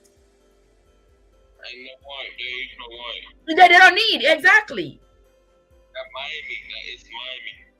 You know, that is, that, you know, and I was just like, you know what? This is like your hand is in a lion's mouth. You got to take time, take it out. That's when I realized, I came to the realization at that point that I was with the devil himself and I got to get out some way, somehow. Some way, somehow. I have to get out of this. Wicked. And the only thing I could turn to him and said, I said, you know, if I was supposed to repay evil for evil, you would be the one begging me for mercy. Because the funny thing at that time, he was in the military. I said, if I were to go to the military with all this information that I have, that you were in Alabama with this woman, and all of the, can you see how this would turn out? All the money had disappeared. Okay, I said, can you see how this would turn out if I were to be as wicked as you and present all this information I have to the military? They would, exactly, that could mess your military career up big time. But I'm gonna leave you to time. I told him, I said, I'm gonna leave you to time. I'm gonna leave you to time. I'm not gonna do that because it's never ever my The girl looked like she found out about you. I think she did. She knew. Of course, she knew he was married. Yeah. He took his ring off. She see Bruce's ring. I said, "Where your ring at? Where your ring at?" She probably. I think she knew he was mad, but she didn't care. So the man give you a bun, then call police. Me say, I tell you, Cubans, the man go and go give me bun. Hallelujah, Alabama, and the man come back. White. Racist town. I want to go live there. My cousin lived there. I want to live there. Him come back and him call police and say me threaten him. You understand? Could I send me to prison? Could I send me to prison? You understand me? But, and then to make it worse, Brian, the man I got tell me say, me bitter and me no know forgiveness. Me fi forgive him, but you know me bitter and me no forgive because I would after that I would bring it up ever so often and I would tell him I do not trust you because if you could do something like this, I don't know what else you will not do. You are wicked. You'll do it again. Yes, you will do it. You will do it again. He said, I don't know how to forgive. I have a problem. My heart is bad because I need to learn how to forgive because look at it, Trev, look at it. I could have tell the police more things. True. So you need to be grateful to me because I could have tell the police more things. So me now supposed to be grateful to you. Thank you, Gary, that you didn't tell them more things that would make them want to take me downtown. So I'm grateful for that. Not just that you call me name downtown and make police have me name downtown now and a 911 call as somebody who is capable of threatening somebody else. But no, me if you accept that me if you now call you a good person because you could have tell the police more things, but you never tell them. You never tell them nothing else. Because we could have tell them more things. We could have tell them more things. You understand? It's in the making, Brian. It's in the making, Brian. It's in the making. I was like, what? Yeah, you realize that. You are with a madman. You're with a crazy person. Yes, you're with a sick man. Evil, wicked people.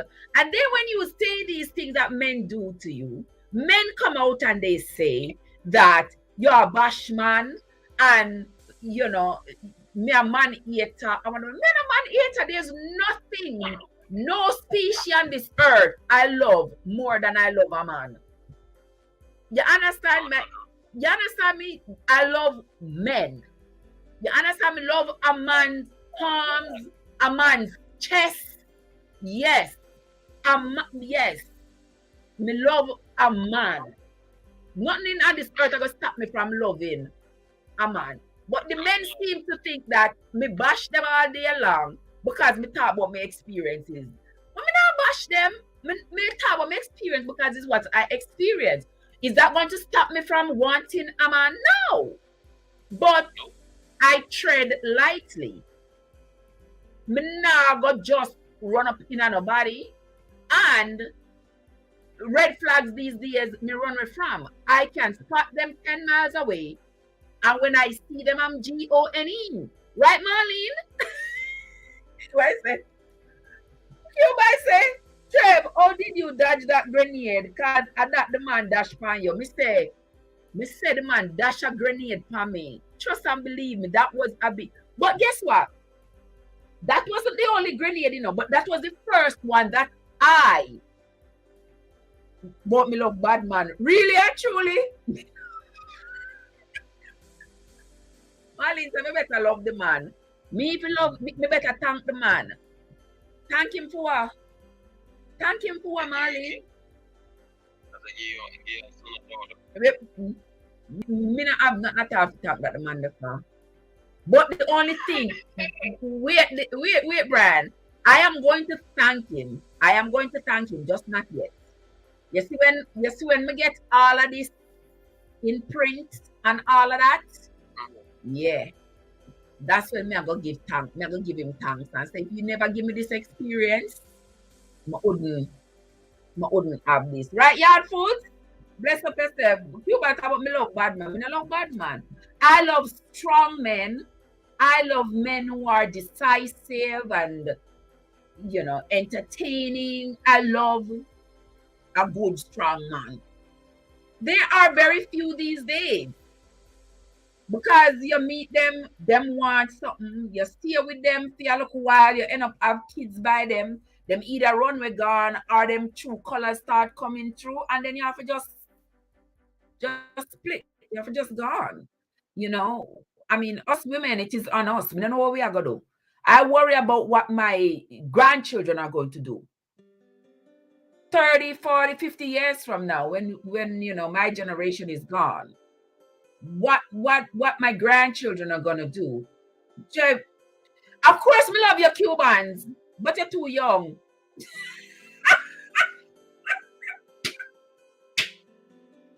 I don't want no young man. Because you have to understand, Brian, the men in our age group, them start a blood pressure problem.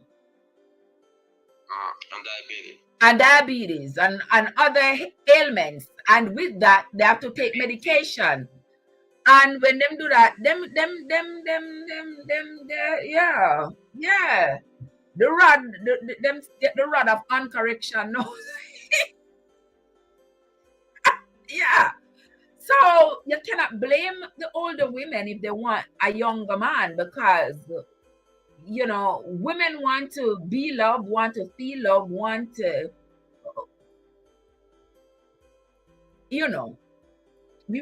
women want to copulate. And what are they gonna do? Yeah. What's up? Did you jump out of a helicopter and catch a grenade? Me catch the grenade. And y'all who have been here know, so that was it wasn't the first grenade, but that's the first grenade I was aware of. That's the first one I was aware of. But that wasn't the first one. Because those of you who have been with me on my channel, who know me not stop talking story. Eh? What Amali said, me want one young thing. No, me not, what you said, Brian? That's my first time on your channel. That's your first time. Well, good. Welcome. Don't leave. You are welcome, Brian. You are welcome. Follow me on YouTube as well. The same name, Trevessence Unstoppable. Okay. Anywhere you see the logo there, that's me. Anywhere you see it, that's me. Facebook, Instagram. Every week? Hmm? You do this every weekend? Every Tuesday I do this here. Every Tuesday I do a live on the Red Flag Review. Why? Told ya she love bad man. And that's a go on now, Trev. Young. Listen, yeah, leave me alone. Me not have no young man. Me not have no man. What I don't know. Me not, Cubans, you're too young. Cubans, you know, just have one young baby. I mean, want woman throw stone in my head? No, sir. No, sir. Don't. Plumber, you and I gotta talk, you know. You and I gotta talk. We gotta talk. You told me you was gonna tell me about the monetization party. You ain't tell me nothing. And let's all come supporting that monetization party. Plumber, yeah, move sideways, you know, me not like that.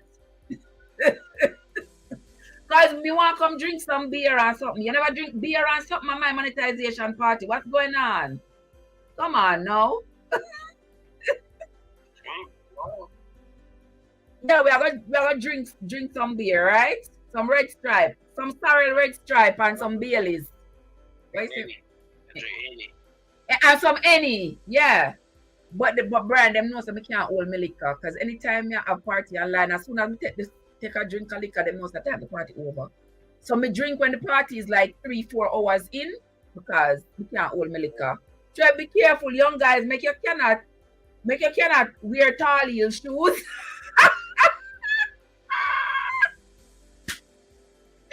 I wonder what am I gonna do to make me can't wear tall heel shoes. Well, them who wear it for me. What you say, Brian? Somebody might comment. Okay. You understand? No stone, no they are foreign. You'd be surprised. No, I don't want nobody throwing a stone for me. Trust and believe me. I don't want nobody throwing a stone for me. All right, guys, follow the host, guys. Hit the like button over there. Don't forget to hit the like button. Yeah, guys. So I was telling you, Brandon, that was the first time that I really realized it. Damn, this man is a madman. This man is evil and crazy. But for those of you who never hear another one, I'm going to share just one other one tonight before I go on bed. What a man do. What a man do me. So after that now, I am on edge all the time because me not trust him. Me not know which direction to go with him. You get me, Brian? Yeah, you prove to me say you're full of evil. So me no know me I walk on chalk line, if you know what I mean. I'm not sure. Yeah, me nervous around you. But me not do nothing to destroy you, because me now go to the military, make them fling you out and stuff. But me I cannot sleep with one eye closed and one eye open. Can me realize say me with the devil. Hey Danny, how you doing? Hey Yellow Bug Bite, how you doing? But lo and behold, Marlene and Cubans, don't allow me now, please. Lo and behold, about a year after that, it wasn't fully a year. It wasn't fully a year. But come home one day, you know, why you can't wear tally? Your foot get weak. I me hit them drop out a socket. Young man, them make me. You allow me to star. That's it. As you can't make no young man look me, you know, because I know. Because I'm coming at the chat and here you know have amount me all the time. Somebody said me this still a game front. Uno bad. Me not talk to uno. Me not talk to uno no more. Uno too bad. Uno too bad. But anyway, I'm gonna jump over that question there. I keep moving. Y'all are so bad. I don't know what to do with y'all. Me not answer that to no Cubans. Me not answer that. All right. But anyway, may I tell you now. So me say, Brian, about about several months after that, me I come home one day. I was driving home and him a drive home. My steam car behind me anyway. So we reach home basically at the same time. he was behind me. When we stop my car and come inside, him come in after me. So, Cubans, behave yourself. So him come in. I may have some grocery in my hand. I may have my car key was on my finger. And when I stand up at the counter, put on the bag them, he came up behind me like him hug me from behind, you know. And me do so. I said, don't touch me. And the car key, you know, the car key is just the fob, right? It's just a little plastic fob. And me do so. I said, don't touch me. Don't touch me.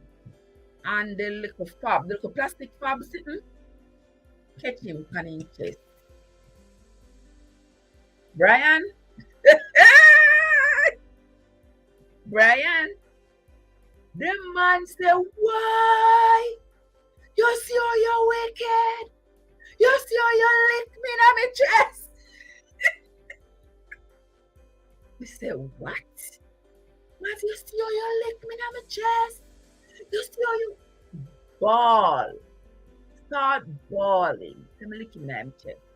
So I stand up and I said, no man. I said, no man, this is a crazy person. This is a crazy person. And him ball. Hey, Overton! How you doing, Overton? And him ball when me lick him in my chest. The two little pitney them. One was, by the time one was 4 and one was like 6.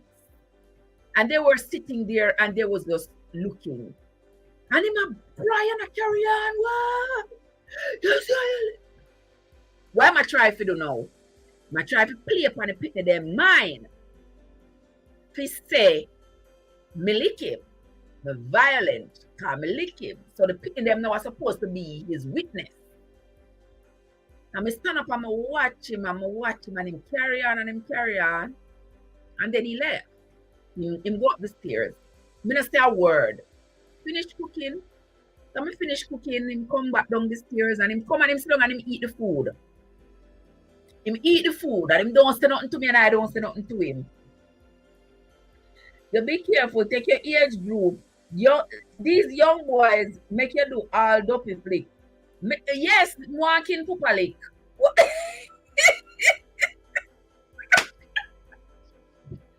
Yeah, man, yes, Cubans. Bali, the wicked man, them saw them ball. Yeah, me telling them.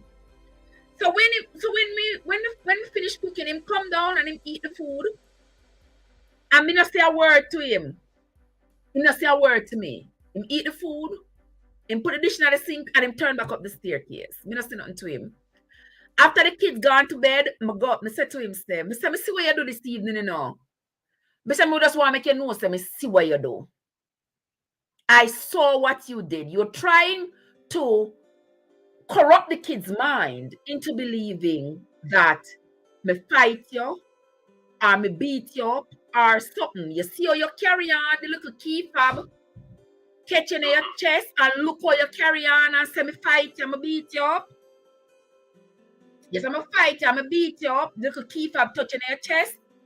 And, hold on, man, a little joke me did I make. Me said, joke?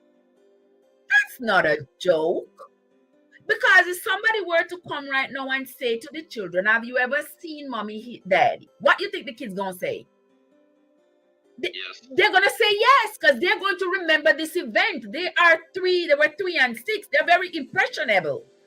Yeah, because and the way you were carrying on, and I say, oh, my wicked, I'm a lick you. The kids are going to say, yes, I saw my mommy hit my daddy. So I say, I joke him did I make. So you know, right now, my brain keep running on overdrive because I keep saying to myself, look, I'm going to put myself in her. And look how this man has to know what do everything now for destroy me and stuff. So, but me need to leave, but me have to develop a strategy how to leave. But it look like him want me to just take up my things and just leave. You know? He want me he might try to frustrate me, for wear me down, for me just leave. And me say, you know something? But now I'm going to leave because the next thing I'm going to say is that me abandon the family. And me abandon the marriage. So I say, me nah leave. Me say, watch me and him. Me not leaving. I'm going to stay here and we're going to see what's going to happen. Well, stayed I did and saw I did. After that event now, it was no December. Me there here one evening and the police came. The police come again. The evening, you know, the man tell me, no, by this time now, him tell me, say, him no want the marriage no more. I say, all right, fine. If you don't want the marriage no more, take your things and leave. Him say, I'm not taking things and leave. Me take my things and leave. I say, well, that not go happen. Me not go leave. So you take your things and you leave. Well, so the stalemate is on because me not leave and him not leave. So the police come and the police said, they found, we have 3 cars. Let me show you brand. We had 3 cars. The police come and they tell me, so they found one of the cars on fire someplace. But the way the man cussed me out the evening and left us so. But think the police are going to tell me, say the car where I'm drive off with them fine burn up on him in it. God no. I think that the police was going to say to me. But we had another car that he had told me was in the shop. So I thought, so when the police told me it was that car that was in the shop, I was a little perplexed. So the first thought that came to my mind was that maybe the people in the shop, you know, sometimes you leave your car in the shop and the people in my shop drive it. So I thought maybe the people in the shop drive the car and something happened to the car. So after the police left, me text him, even though he not too long trace me off before he left, you know. Me text him and me say, the police come and say they found the car on fire somewhere. Him call me back right away and him say, what the police said. So me say, the police about it. Who take care of it? Alright. No big deal. So him come home, me want to go home to the car. I have interest in the car because I paid off the money for the car. So me want to know what happened to the car. What the police them say, what happened to the car? What you know about the car? Marlene said, Trev, all jokes aside, I know it's be hell. I listened to every part of it. You was and still is too much of a strong woman. I tell you, Trev, you are a rebound, yet asking. Leave me alone, no Cubans. Leave me alone, no. Blessed one, how you doing, my love? So good to see you. Thank you so much for coming. Listen, it is Red Flag Review night, you know, guys. It is Red Flag Review night. But the story gone into the red flags of the red flags. All right. So anyway, so may I ask him what happened to the car? He told me he went to a restaurant with the car and someone stole the car. All right. Where the restaurant where you go, the restaurant 1 mile from the house. Him said the restaurant him go was that restaurant right 1 mile from the house he went and someone stole the car and go burn up the car. Where the police told me they found the car was 12 miles down the road.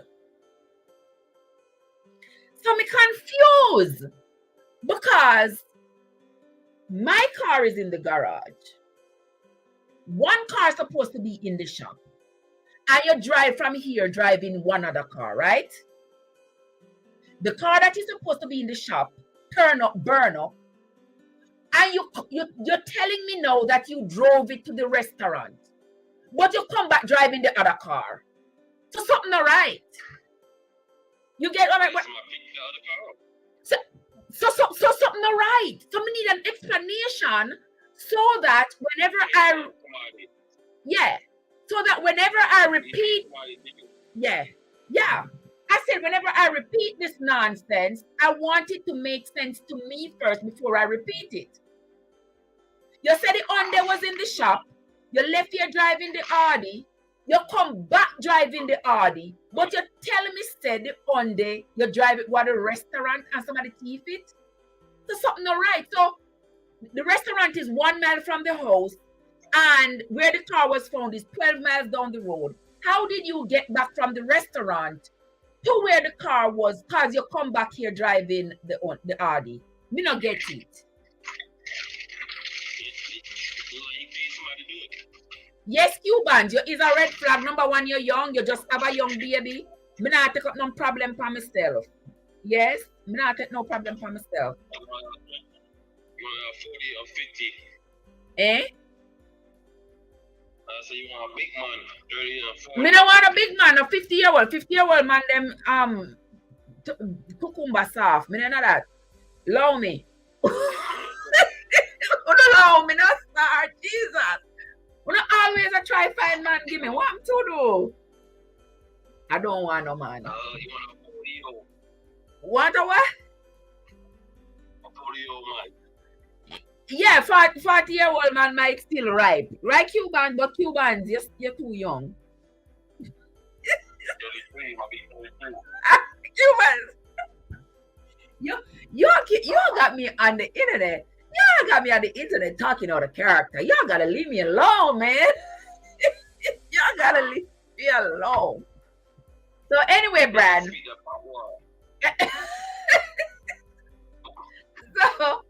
So anyway, Brad, when he came home, so that was the story he gave me. He said he drove the car to the restaurant, the Honda to the restaurant, and someone stole it. And so my next question was, when did you pick it up from the shop? He said he had picked it up earlier in the week. So I said, how come you never bring it home? He didn't bring it home. He picked it up, he left it at work, but he didn't bring it home. So on that particular night, he went there, he drove it to the restaurant and somebody steal it and go burn it up. And none can tell me who drove him from the restaurant back to go wherever the Audi was, so he come back home driving the Audi. Where the burning place at? Where the car get burned In in Miami? no, that's a Miami at that time. We were in North Carolina. Oh. So we're in North Carolina. What part? We're in I'm in Fayetteville. Oh, me used to live in Rockville. Oh, that's way up top there. Yeah. Yeah. So anyway, so he said he came back driving the Audi. Somebody said the story not seem right. Something not right about the story. The story not look right. And we are trying to say. And we are trying to say. I'm not trying to say that. Me just try to understand what you are telling me, because if I have to repeat this and it don't make sense to me and I'm repeating this nonsense, it's gonna look like I'm stupid. So make me understand. Eh? You want to get money to each car. You want to get money to insure the car. Listen, that was what came to my mind. And I said to him, we are not hard up for money. So if you do this to get money, maybe I say, you know, say me in a go jail. You're going by yourself. And he started quarreling and said, why you would have do that? He wouldn't do that. He wouldn't do that. He wouldn't do that. No, why would I say that? I would never do something like that. Why would you even think that? Because what you said to me no make no sense. That is why that is why I'm saying it to you, because what you're trying to explain to me makes no sense. But anyway, him cry and him carry on. So me leave it alone. Yes, Cubans, me have some wood remedy for you, but me gonna tell it to you off the ear. Yeah, you need some ginseng, you need some young coconut and some other things. Some search me out.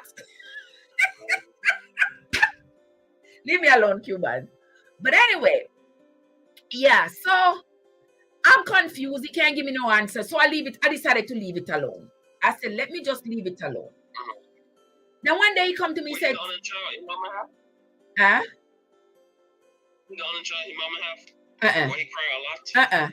He come and said to me, said, Trev, if anybody asks you anything about the car, don't answer any questions. Send them to me. I said, well, but I couldn't answer any questions because me don't know what happened to the car, and what you're telling me no make no sense. So me really can't answer any questions. So him said, just not answer nobody, just send them to me. So I said, all right, no big deal. The insurance people call me, they want to know, yeah. The insurance people call me, they said, you all have money problem. Eh? What you say, Brian? Because he don't want to get no trouble. He know about the car. He Yeah. paid somebody. Exactly. So insurance people call me. Yeah, you say she want here too. I'm not gonna tell you about the wood remedy, but not yet. Hold on. So anyway, so I said, okay, me can't answer the question anyway, because me don't know. Insurance people call me, they ask all kind of questions, I have money problem, blah, blah, blah, blah, blah. No, I don't know. I can only repeat what he told me, so if you don't want the full story, you have to ask him, because I don't know. We don't know. Anyway, so anyway, that run off, the confusion still a roll around in my mind. So one day I said to myself, you know what? Mama call, this was like months later, because me keep on asking him what happened to the car. Just tell me what happened to the car. Him not tell me nothing. Then he must say, me say you file insurance claim? He say yes. Me say you get insurance money? So me can't bother with the insurance people. Them because them say give me a problem and them just and he got me just say, oh my God, it's just too much. I decided I'll just leave it alone. But one day something talked to me and said, call the police. I'll find out what's up with the investigation. So I called the detective. I want to know what happened with the investigation here about the carrier. The police said to me, oh, I was hoping you could tell me what happened to the car. What does he mean by that? What do you mean by that? He said, I was hoping you would have some answers for me about the car. No, me confused. Me don't know what to say. So me I say, even if me suspect say I'm a husband, me not gonna tell the police that me suspect say are him. So why the police are gonna say to me say they was hoping that I could tell them? Me not understand this. So I say, all right, I leave this alone. I said, this look bigger than me. Let me leave it alone. So I left it alone. Months went by, me ask him over and over what happened about the car. Him cannot be bothered and him I go just leave it alone because him cannot be bothered and too much. Him can't be bothered, him have things to do and him have training to go and him have this and that and the devil knows what and blah, blah, blah, blah. I said, you know what? I have other things on my mind as well. I'm not going to worry about it. But it was worrying me, but I just leave it alone because I don't have the information to say what happened to the car or nothing. I just say, you know what? Him I leave it alone, me leave it alone to wash my hands off it as well. Lo and behold, we separate, we divorce. We have a little picnic. He wanted me to come to some kind of counseling. Where him set up for the child. But me already have the child in a counseling, but him claims that him have some kind of counseling session. So he wanted me to go. So me decides, all right, here we go. I'll go and see what's the deal. What's up with that? So I went. Brian, you see when we go to counseling, the counselor sitting there, I'm sitting there, he's sitting there. Once the counselor started asking questions, the man started to bawl. I know same love cry. So he started to cry.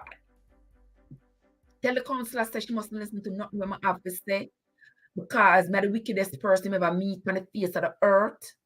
I'm a wicked, I'm a cruel, I'm a this, I'm a that, and all these things. And the counselor just, you know when somebody just look at you like you are just plain trash? She's just looking at me like she's looking at garbage. And she looking at him with such sympathy, with such pity, while he's there bawling. You sure he have lupus? Me don't know. I don't know what about Brian. I don't know. Why you get that man pick up crying? Somebody dead in his family. Me don't know Brian. Diva, me I talk to my friend on TikTok. Me a double stream on TikTok. She wanna come live? No, she on the other live. on the YouTube live. Oh. Yes, so the man a ball and the woman be looking at him with such pity, and she's looking at me like I was just trash. And I'm sitting there and I'm confused. And after I couldn't get a word in, because every time she asked me a question and I tried to answer, the man bawling and say, "No listen to her, no listen to her, she a liar," and whatever. Me I say, oh my God. What happened in the car? What happened in the car? I don't know, right, there's not the office. I said, what happened in the car? Wait, I don't say nothing. I don't say nothing. The lady said to him, the lady turned to him and she said to him, she called his name and she said, "I can see that whatever she has done to you, it's causing you great emotional distress." Because the man a ball, you know. So I tell you, the woman is bamboozled because she looking at him and she's sorry for him. And she looking at me like I am some kind of devil, like I did something wrong to him. So she giving me the look like, you know, like I'm trash. And she looking at him like, oh, poor thing. And he's bald. She said to him, "I can see that whatever it is she has done to you, it's causing you great emotional distress. Why don't you tell me what is it she has done to you? Maybe we can start there." And the man said, "Mr. Partner, come here, well want to hear what I have to say." The man start ball some more, him ball some more, him tell the woman, him say we had 3 cars. We have a 2007 Hyundai Sonata. We have a 2011 Audi A4. We have a 2012 Dodge Journey. And for sure you're evil and how wicked this woman is. Which one is her? The Dodge? She, wait no, Brian. He said to the woman, for sure you're evil and how wicked this woman is. She burn up the Hyundai Sonata and try to free me. Because me tell her, say me don't want her. Brian, I was so shocked. I couldn't believe it. My phone dead last night. Why your phone dead last night? What's its secret? Just like that. Mr. Brian, I was so in bally if you want. So the man are wicked. Man are wicked. You hear me tell you? Let me tell you, I was so shocked. I said, what? After the man tell me, say anybody ask me about the camera, answer no question, now the man sit down in front of me. In front of me, and I tell the woman, say, I burn up the car, because I try to free him. Because I'm telling me, say, him don't want me. I was so shocked. You're wicked. Wicked! Are you not army? You're not army. You know all about that stuff. The man wicked, me I tell you, Brian, wicked. So my son there, I said, when the woman looked at me like I was pure trash. And she looked at me and she looked like, that's how she looking at me like garbage. And I'm just sitting there I'm just sitting. No, I couldn't move. I was so shocked. I couldn't move at the moment. I was just sitting there like, what just happened? What? So I picked up my bag. And I was like, you know what? I'm over this. I'm done with this. I said, so now I know that you were the one who burned up the car. I said to him, so now I know that you were the one who burned up the car. Oh, now I know why you did it. It's all right. I said, it's okay, no problem. I got up, picked up my bag, and I got out. When I'm walking out, he goes say, oh, Trev, you look really nice, though. You look really nice. The woman is there, you know. So now, because I am so upset, he might try to make it seem as though he is sympathetic and has a good heart and he's telling the truth and he's a good person and I am the devil. Because look at that. You burn up a car and try to frame me and I can still tell you look beautiful. Yeah. I just put my eye and kept walking. So I got out of there. I went to the police because I said I need to find out what exactly happened to the car. Lo and behold, when I went to the police, The police told me, yes. When the car was destroyed 3 years ago, your husband had you as the perpetrator.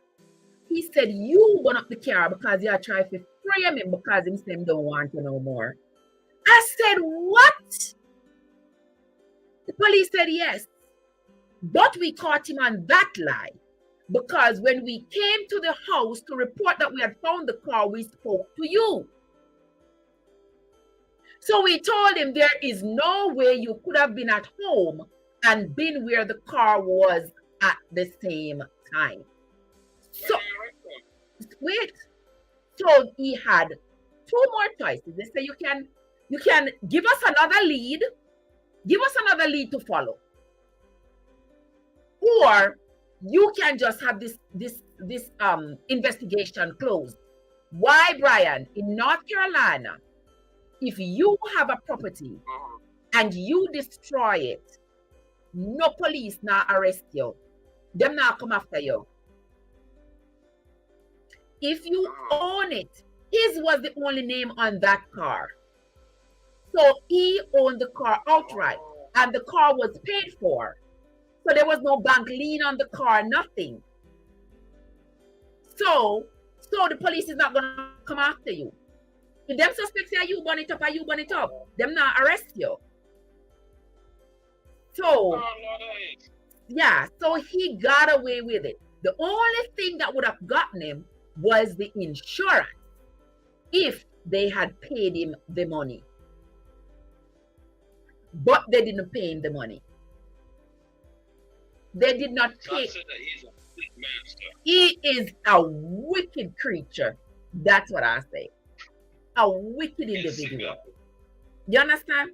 A wicked individual. We unlock.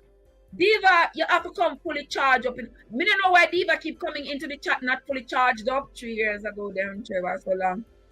You there with the waste. Me say me there with the waste man fee. Me married to the waste man 2008. Me married to the waste man. And me never divorced till 2017 and everything never finalized till 2 years ago. Yeah. Big up yourself, we unlock nation. We unlock your life done. Because I need you to help me with this share screen thing, you know. I need your help. Yeah, we need your help. But anyway, Brad. So when he said that there and I went to the police and the police told me, I was like, wow. When they gave me the police report, he had called the police to report the car stolen at 7 minutes after 11 that night. But the police had already come to the house since like 9 o'clock and told me the car was on fire. And I had already texted him and told him.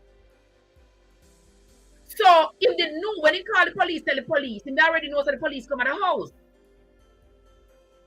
So because he realized and said they can't charge him because the car is paid for and it was in his name only. So the man now try to throw me underneath the bus.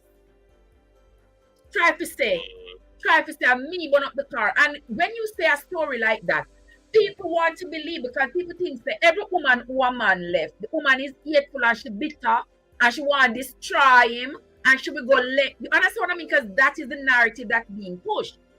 Everybody say if you left a woman, them are gonna do you this and them are gonna do you that and whatever. So the leave he was leaving, he wanted to make sure he had a narrative of such to push. So him go the extra mile. And the car was the extra mile to destroy the good car and tell the police that me gonna up the car. Eh? Exactly. Just sell the car and make the money after the car. But his intention was not to do that. His intention was to destroy me. His intention was to destroy me. So he had to go there. Eh? I cut you.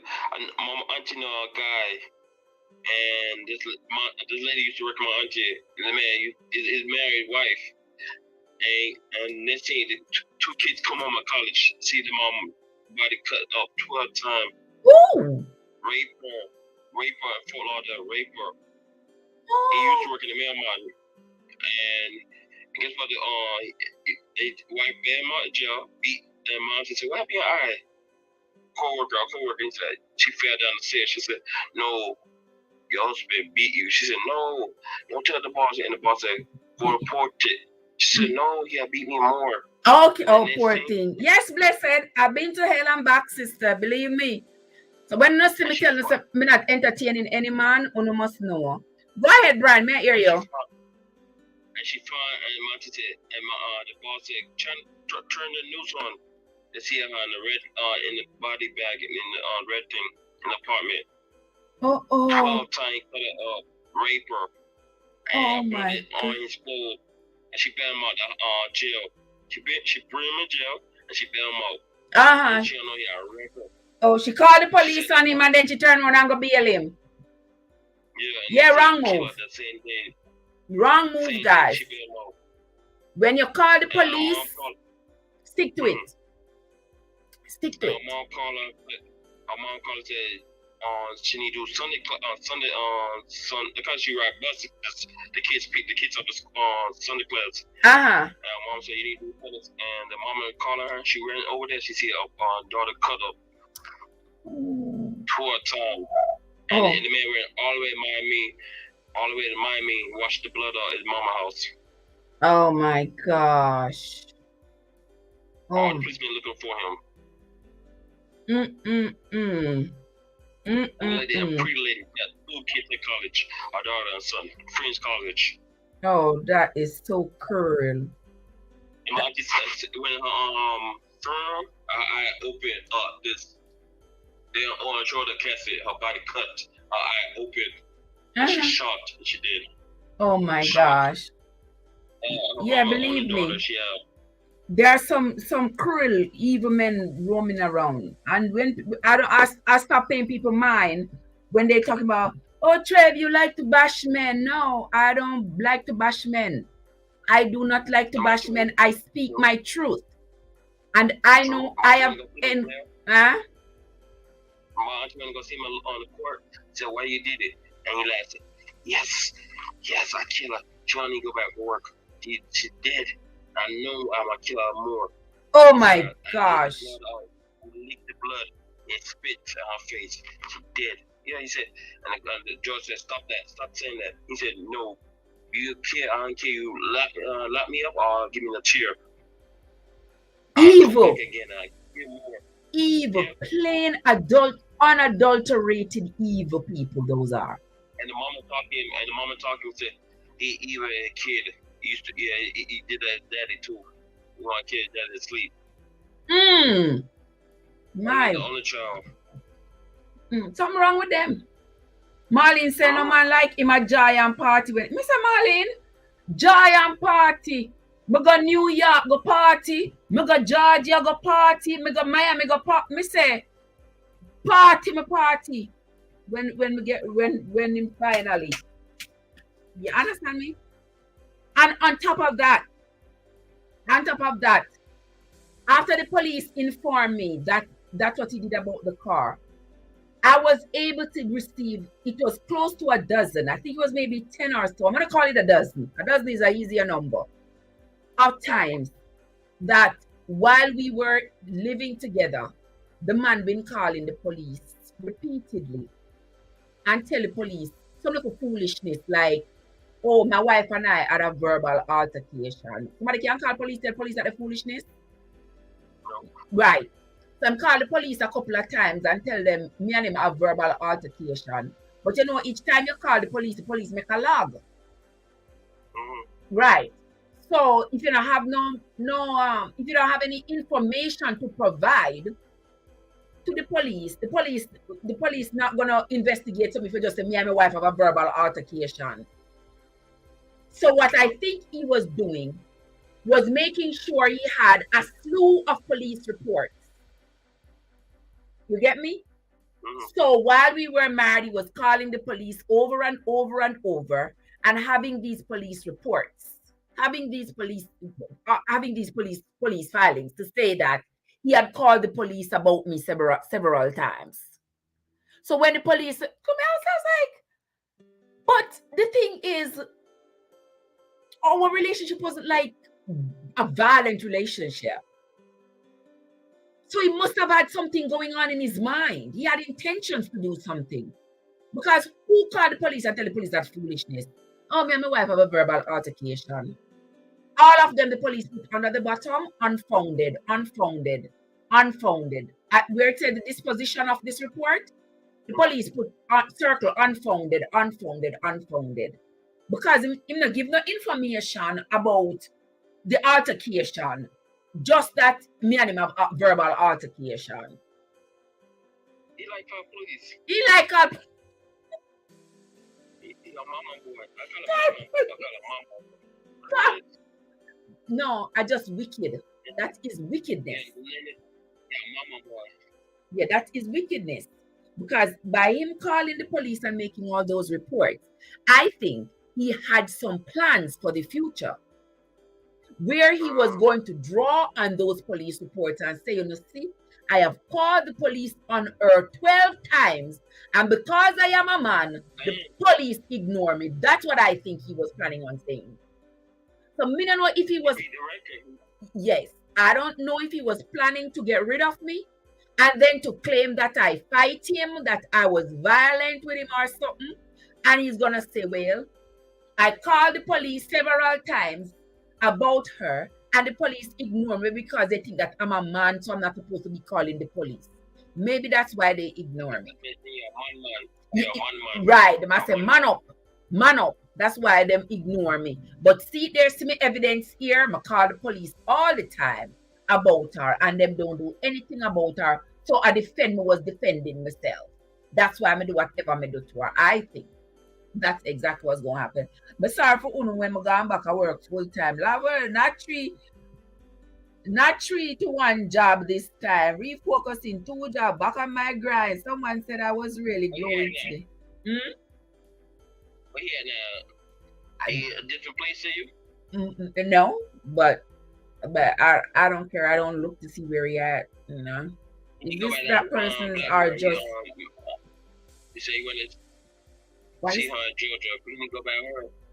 In Alabama. Blessed says, Blessed says, is it that persons are just wicked, or is it something mentally wrong with them?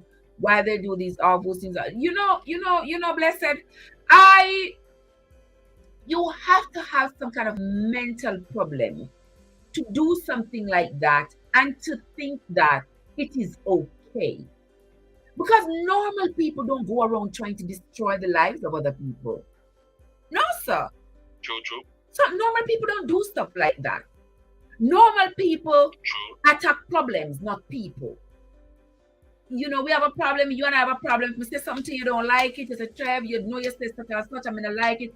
And as normal people, we work it out. You're not raised on from people, you're not, you know, there's a different way, but you know, a lot of these men are not emotionally intelligent. They are emotionally unintelligent. So they don't know how to handle, and that's why you see a lot of them cannot handle rejection. They cannot handle no. You understand? That is why they commit such offenses, because them just feel say it is too much for them emotionally. Yeah, for somebody to say no to them, that is too much. For somebody to say no, I don't want to be with you. Sometimes, she says, sometimes he was just never interested from the get-go. It's okay. That is true. If he's not interested from the get-go, say it. Don't lead people on into believing that you are interested. If all you want is some piping, say that. Say that. It's true, Brian. If all you want is some piping, tell him that's what you want. Yeah. So yeah. Tell him that's what you want. Take care of it as that way, and 2 grown people are not going about to the business, right? If that's all you want, right? If my homeboy page, me and I have about 3 things called white girl. She's from England. She said she loved Jamaican man. She said I like Woody because she had 2 picnics. She had 2 baby father Jamaican, and then one girl on the bottom said, "Oh, yo, one clock country, white trash." And the girl about put on the box. The girl said, "Brian, you hear that? You like white woman?" I said, "No, put me like in there." Me and my friend said, "No, put us in there because my friend live in the yard." And she said, "You don't need no dick, black dick. You need white dick." I said, "Stop it. And my friend said, "I'm gonna show you. I'm gonna kick you. Make me get blocked." So, fuck you. What? Try to make me bitch out of him. I said, I'll do this. I said, "Whoa." Yeah. She cussing the white girl out. Yeah. But she like black money. She said she like Jamaican. But she said she fight for 2 Jamaica England and helped them out. She cried, the white girl cried. Yeah, and they run gone leave her, I bet. Yeah. The man found next white. As soon as they get that paper, I file for this one too. Guess what? That her best friend. I filed for this one too. Gave him papers and all. And that's what he wanted. She said she like the king. Yeah. She said she buy my clothes. She buy my microphone watch. She buy my chain. She buy my car. Me don't believe in buying man all of these things because I like buying these things gonna make them stay. But I believe in building my partner. If me and you are partner, I believe in building you. If I am in a better position to help to build you, I shouldn't sit and watch you struggle. I believe that I should put my strength and my resources behind you and help to build you. And that's what I did. People say me I'm stupid for doing it. I'm not going to ascribe to that, because I wasn't going to sit there and have him sit down and depend on me for everything he needed. No, I wanted him to be able to do his own 2 feet, to be his own check, to be able to have his own debit card. He was only using mine for now until he gets himself together. Once you get yourself together, I take all my money out the bank. I send him to school. I said, I want you to be able to write your own check, to be able to take care of your own responsibilities. I don't want nobody to depend on me because I'm not your mama. But I don't want to sit here and watch you struggle. You need a car to run schoolwork. We know how it is in Miami. The bus is not reliable and it takes forever. If you're going to be running to school and work in a bus, you may as well no matter go to one of them. So our taxis are going to be so expensive and all of that. So I say, okay, I will put my resources behind you to help you to succeed. Me regret having doing it only because me regret having met him. That's why me regret having done it. But if it had turned out differently, if it was a different person, I wouldn't have done it any differently. So if I date somebody, marry somebody, that's how I feel. You understand? A man not supposed to sit down and depend on you, and if he want a beer, he must ask you for the money to buy himself a beer. He must ask you. I don't get no pleasure out of that. The man have to always ask you. Fit for what him want just because that you are giving him the green card. No, sir. Me not like that. And that will make a man feel small. And make it like you're a boy. You can't. You go up on the street and you have your own little $20 in your pocket. You can't pull it out and you're with your friend them, you can buy yourself one drink. You have to say, boy, you could buy no drink today, no car. Me have no debit card, me have no credit card, and me have no one money. Me have to depend. No, sir, that's gonna make man feel small.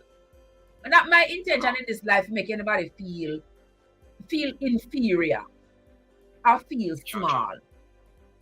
Manipulation or about the situation. Just be exactly diva. I want to know what you are up to. Where are we going with this? What is the deal? Just be honest, no man. Why people are not being honest? Yeah, just be honest. Do you understand? Yeah, I'm coming back. I'll talk about it. No problem, my friend. They would not. All right, take care. You too, my friend. No problem. There wouldn't have to be all of these red flag reviews and all of this if we were being honest and truthful to each other. You meet somebody, you like him like you, whatever. Yeah, this is what we're gonna do. This, what are you looking for? What am I looking for?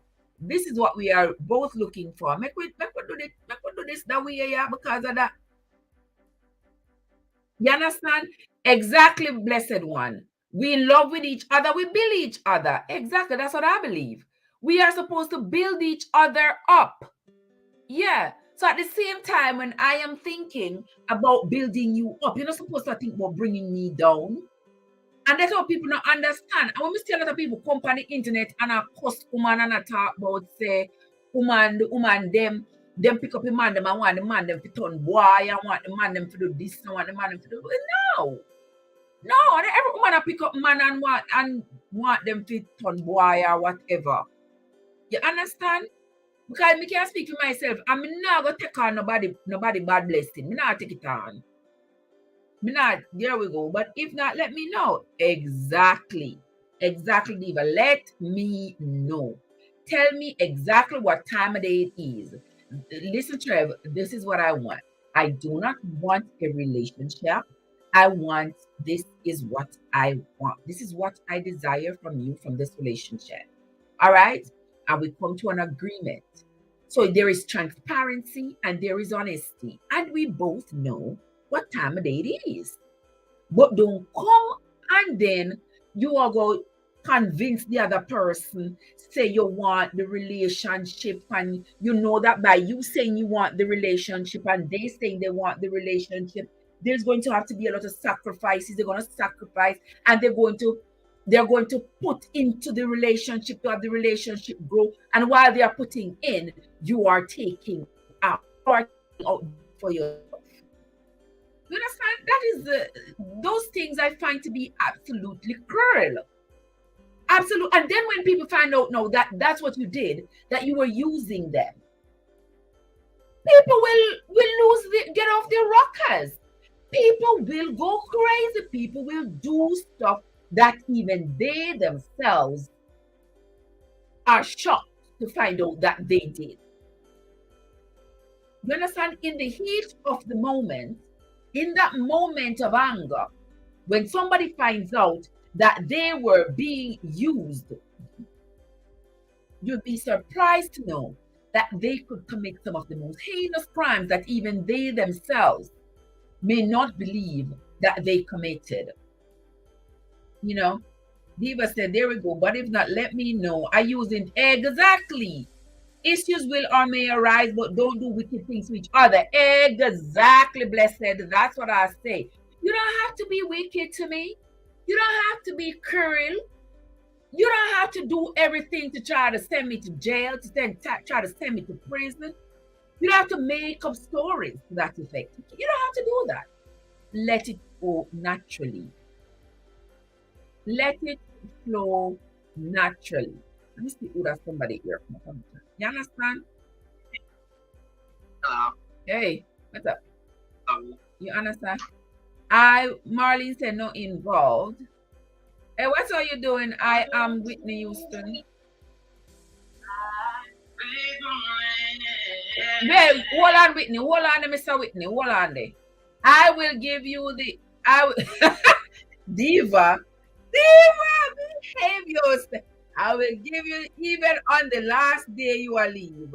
Because I'm not a frog. I don't like frogs. But nah, I agree with you, Diva. Yes, I will do that.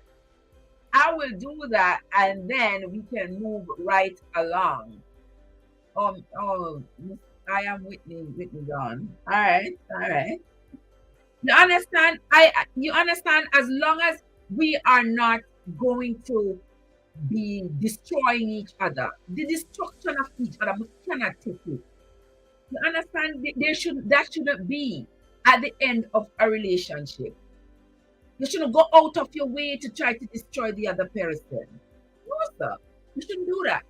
You shouldn't have to do that, and you shouldn't do it. It's evil and it is cruel. Evil, it is cruel, it is wicked. It is a wicked act. You know? So when we tell you the hell that I've been through, you know stand like me tell. And when we tell you I'm timid about going into new relationships, you don't understand why. You don't understand why. You understand? I'm not gonna be jumping in like, oh well. I'm still looking sideways. I don't care how you say you love me. I don't care how you say you want to be with me. I'm gonna look at you with two side eyes. I'm gonna look at you with two side eyes because people say you're damaged. I'm not damaged. No, I'm not damaged. I'm just more cautious. You understand? And the same red flags that I ignored are the same red flags that you are going to ignore in your relationship, especially if I never told my story. So you never know that stuff like this exists. I never told my story so you can know that this type of stuff exists. Then you are going to ignore the same red flags I did that brought me to the situation. Hey, M&G, how are you doing? Especially when kids are in the relationship, for they suffer the most in the end. Exactly, blessed. Exactly. And why would you want to destroy the mother of your child? Why would you want to do that? Why would you want to do that? You know, it is absolutely ridiculous. Let me tell you something, guys. Let me tell you something. The red flags are there. The red flags are out there. Do not ignore them. People in a prison sometimes them call out random numbers, looking for somebody to talk to. Don't be that lonely and that desperate. Talk about you gotta talk to prison person. Next thing them a call you. Next thing them a overtime, what? Next thing, thank you, overtime. What you do? Next thing them a call you, collect. And I tell you all kinds of sweet nothings. In the middle of the night, them a call you, collect. They ain't got nothing better to do more than call you. Once me know, then boundaries need to be set. But you're living in my house, I'll be single afterwards. Shit me that I tried. Exactly. I know I tried, but the man never come to stay. The man come to get the green card. The man come, his only intention was to get the green card and leave. That was his intention, was to get the green card and leave. But after I get the green card, he realized the life nice over here. So I want some more. So I go stay and get. And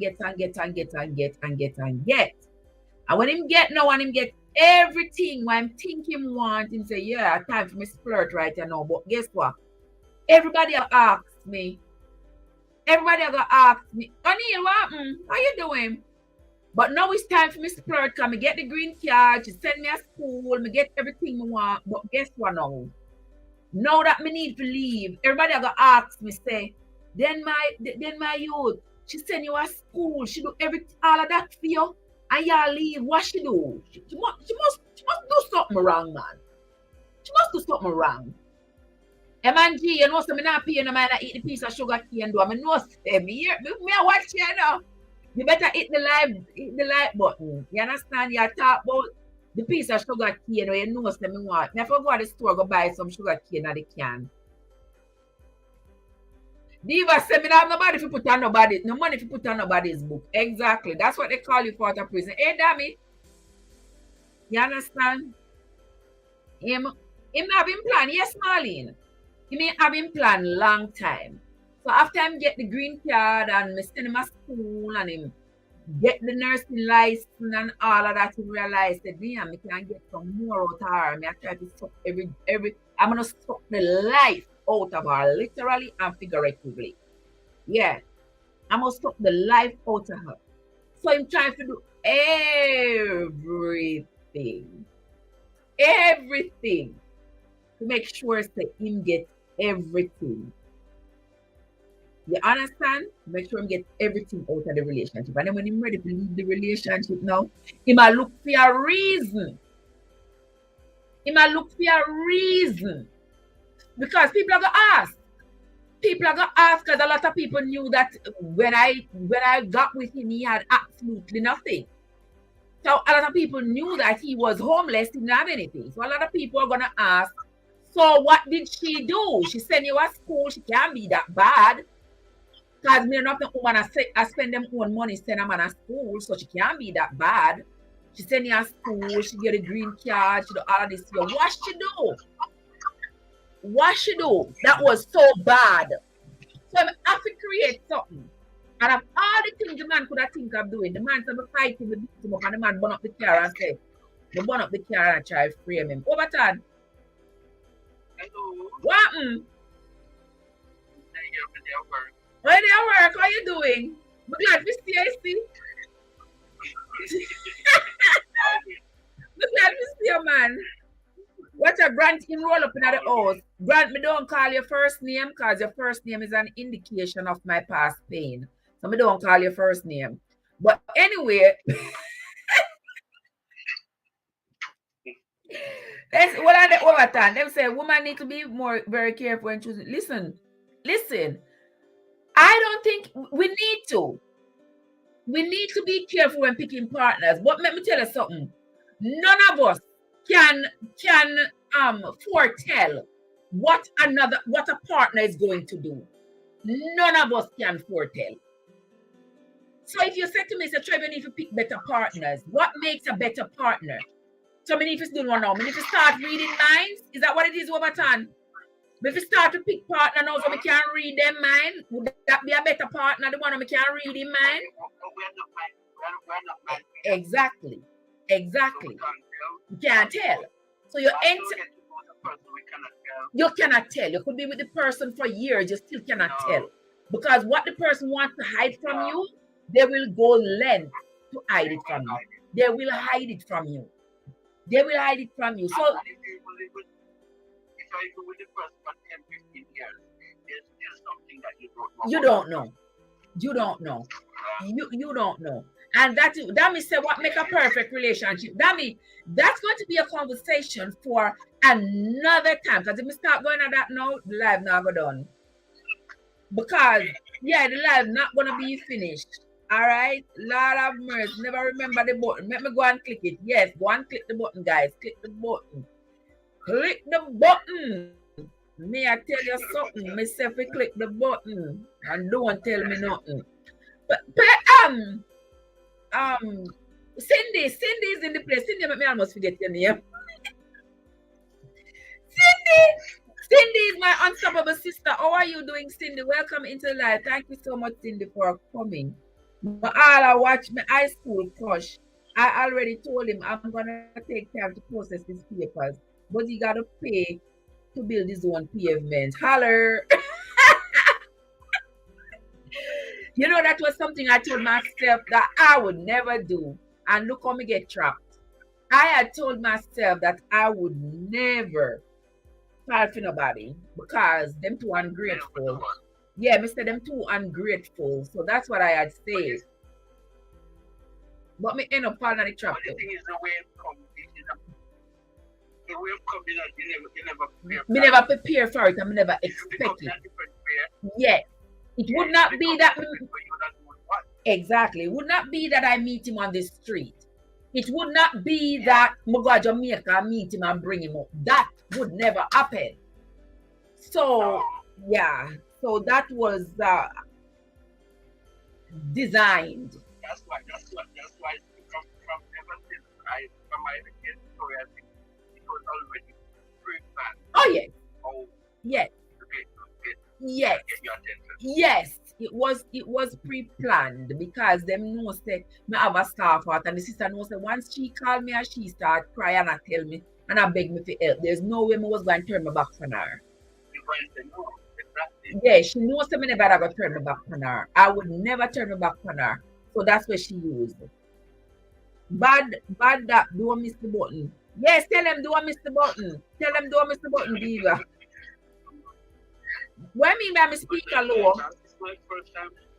It's my first time trying to do that. Try going live on here.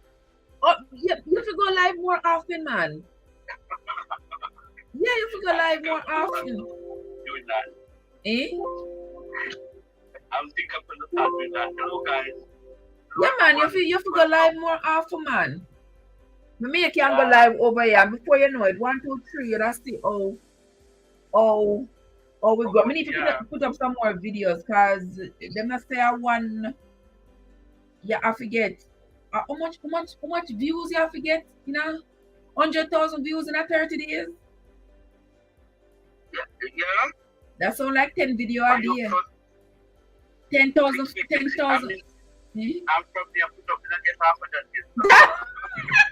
Not about you. I don't even think I get 10,000 likes yet because we don't put up.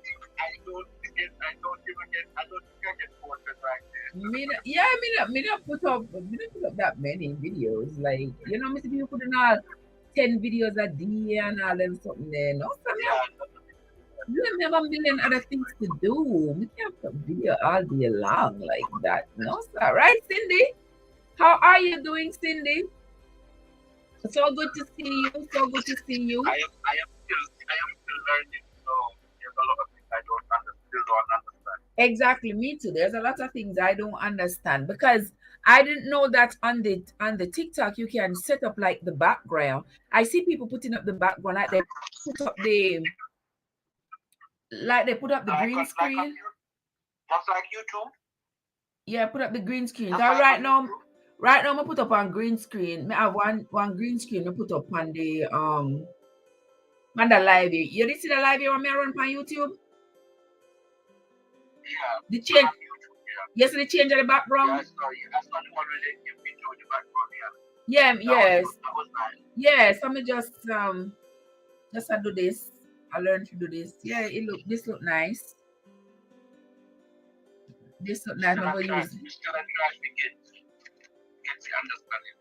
Yeah, I mean, what else to do? What else to do?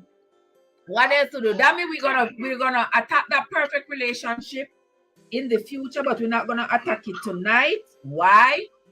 Because that's a whole program by itself. No relationship is perfect. It's two imperfect people working together. This is why I keep yes, Overton. Tap the one on there. Yeah. When last I put up something on your channel? On the YouTube? Yeah. Quite a while now. Yes, you have a channel, blessed, but you're hearing for yourself. You say quite a while now I'm not put up nothing on it. Yeah, but a channel, but I have telling the truth, I've not been active on it over there. I am really, because of work and nobody can finish up program and because yeah. The cane soft and sweet is it, Trev. All the bump I am eating. You see that M&G there, so you see your shot. M&G live at Portland, man. M&G have everything up at Portland. Okay. Everything up there. All kinds of food. Everything there at Portland. I remember say a season when everything in season, pear and mango and star apple, posty, guinea. Everything. Oh, yeah, she live near Bascobel. Okay. No, but Bascobel, that Wachi. Bascobel, that Wachi. Boston, that Portland. Not true. Is it Boston? Is it Boston or Bascobel? No, man, Bascobel, that Wachi. Okay, so Boston, yes, because they have Boston dry pork up at Portland. Boston fried pork or burnt pork. Boston. Come M&G, come fix me up here, so because we not come from them places. But me know say Bascobel there are what she said, Mary. That me know about. I me think of Boston. And I say it name. When you tell me they're Jamaican people, isn't it Boston jerk pork, jerk chicken, jerk, whatever them have up at Portland there? Talk to me, my people. Talk to me. I mean, there are some if you buy one can. And the can me buy sugar cane in, I know. feel like $6. $6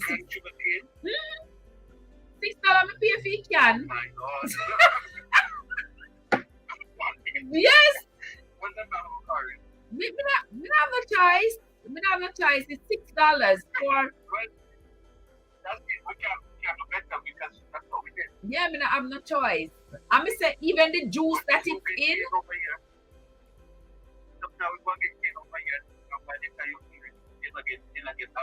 You don't get them because it turn red. It starts. Yeah.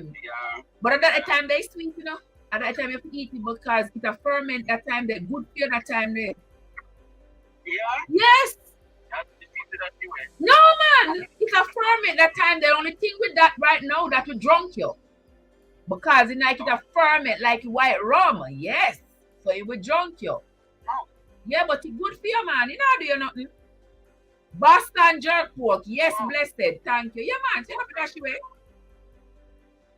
No, that's your sugar cane, man.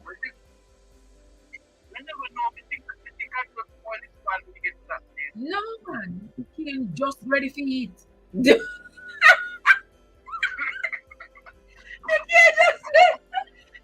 just ready for eat over time. No, sir. No, that's for the cane again. Eat the cane. He just not eat one because we junk you. Yeah, it will junk you. It will junk you. Watch your M&G says she have mango, she have crab, pineapple, jelly. Oh my gosh. Better did send me a can of cheese, Trev. Yeah. And when me I go find cheese, me see. And that she. Yes, Cindy say.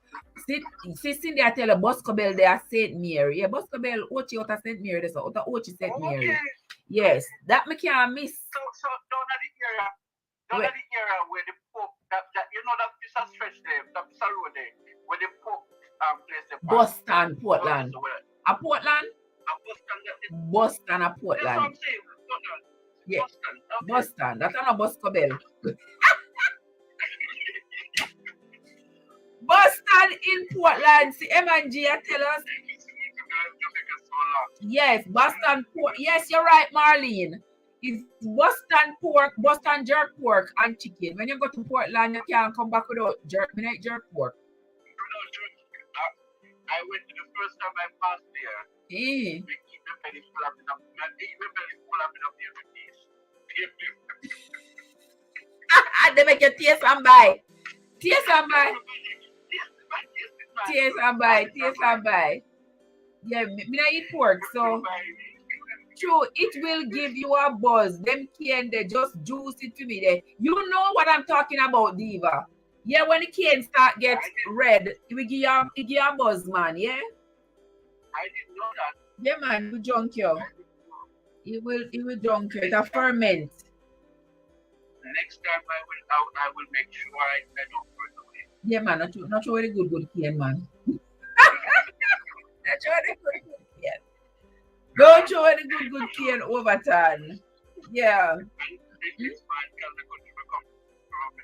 Our country you come from? Where country you come from? What be you know? No, I'm from the country. Oh, all over. What a diva, she love the taste and buy, because taste and buy. Really, Cindy? We were coming from beach. And we decided to stop. Mm-hmm. I was going to the beach. I think we're coming back. And we decided to stop. And guess what I say? Every time I get me up on the beach. Yes, man, out of Boston Beach, we always go out of Boston, out of Portland. Yeah, what a diva say free sample. Cindy says she's at Jamaica now. Cindy says she's in St. Mary now. By the time we then finish, we just very cool.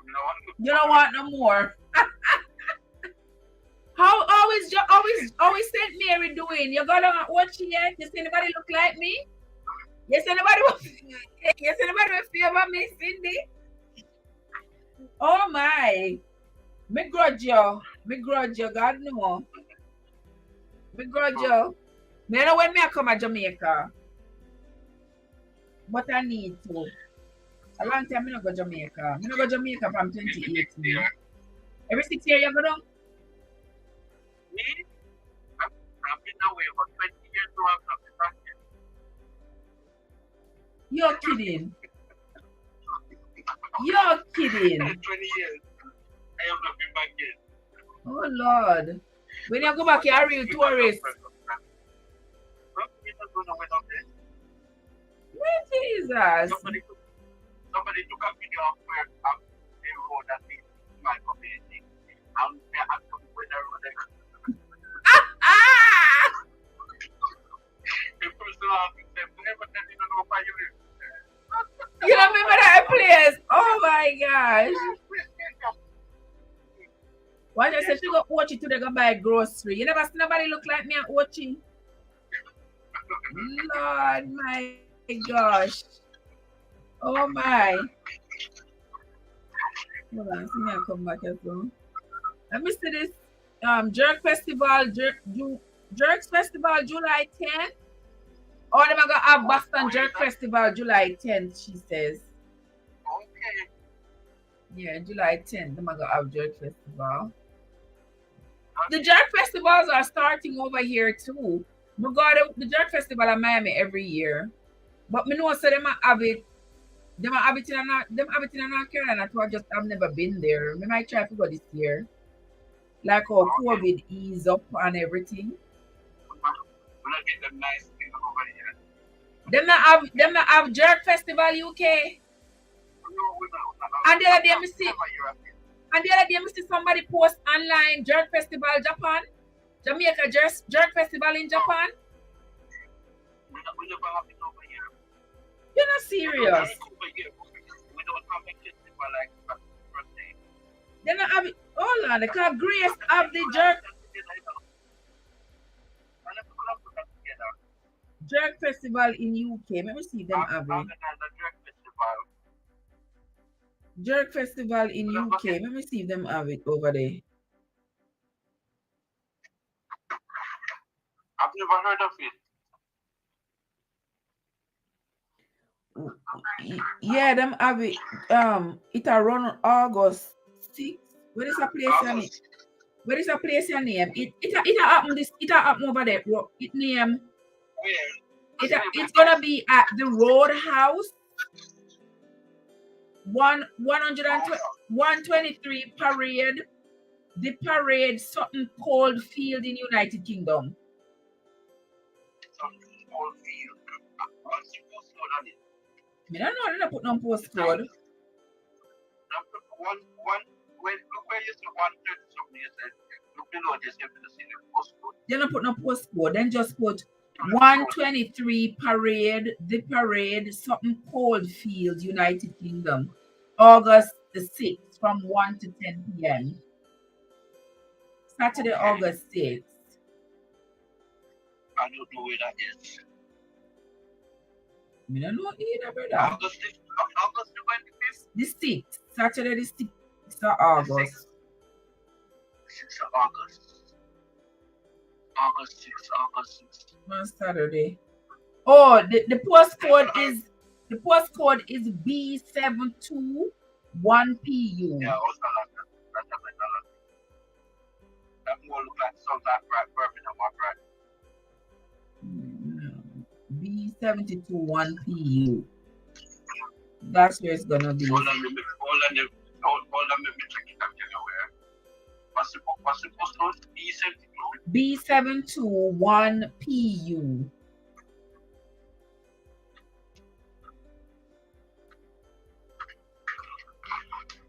B721PU. Mm-hmm. Sutton.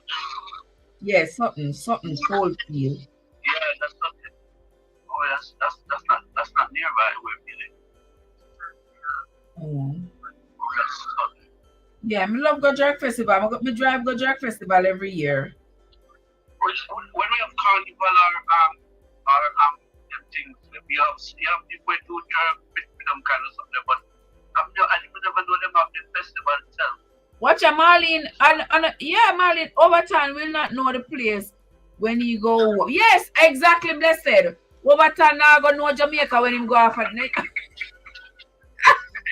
night, blessed. What are you doing? Overton will not know Jamaica when him go home because Overton don't have a clue. You have to have somebody with your Overton.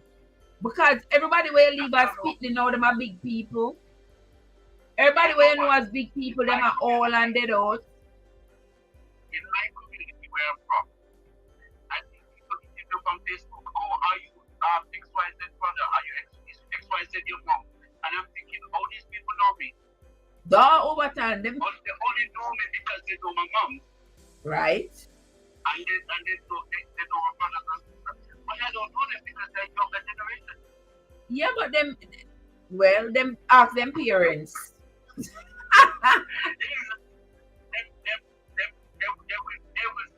if they know my family, they will pick me out of the crowd, knowing that yes, I am from that family. Because we look alike anyway, especially me and my uncle, we look alike. Okay. But I don't know them. Well, you know, a lot of the people you don't know you, you know. Wish I could have made the Jerk Festival, but it is the same day I will be landing in Jamaica in July. Look at that, huh? Oh my Lord. Oh yeah, go back to Jamaica July, Cindy. I want to go on down there, so. I'm not go down there from 2018 from my granny dead. I mean, I want to talk too loud, so my granny did that. Overton. I don't want to talk too loud, so my granny did that 2018, you know, because she have to go there a couple more times. So.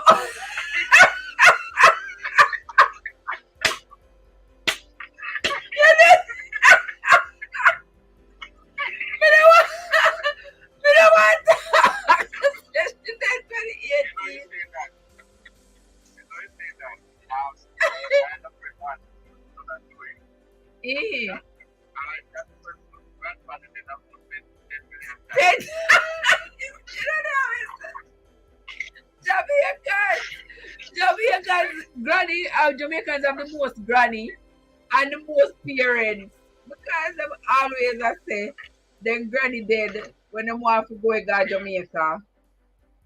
They 1 million times. You on the number you're showing on live. Yeah, me I use a phone there do the TikTok diva.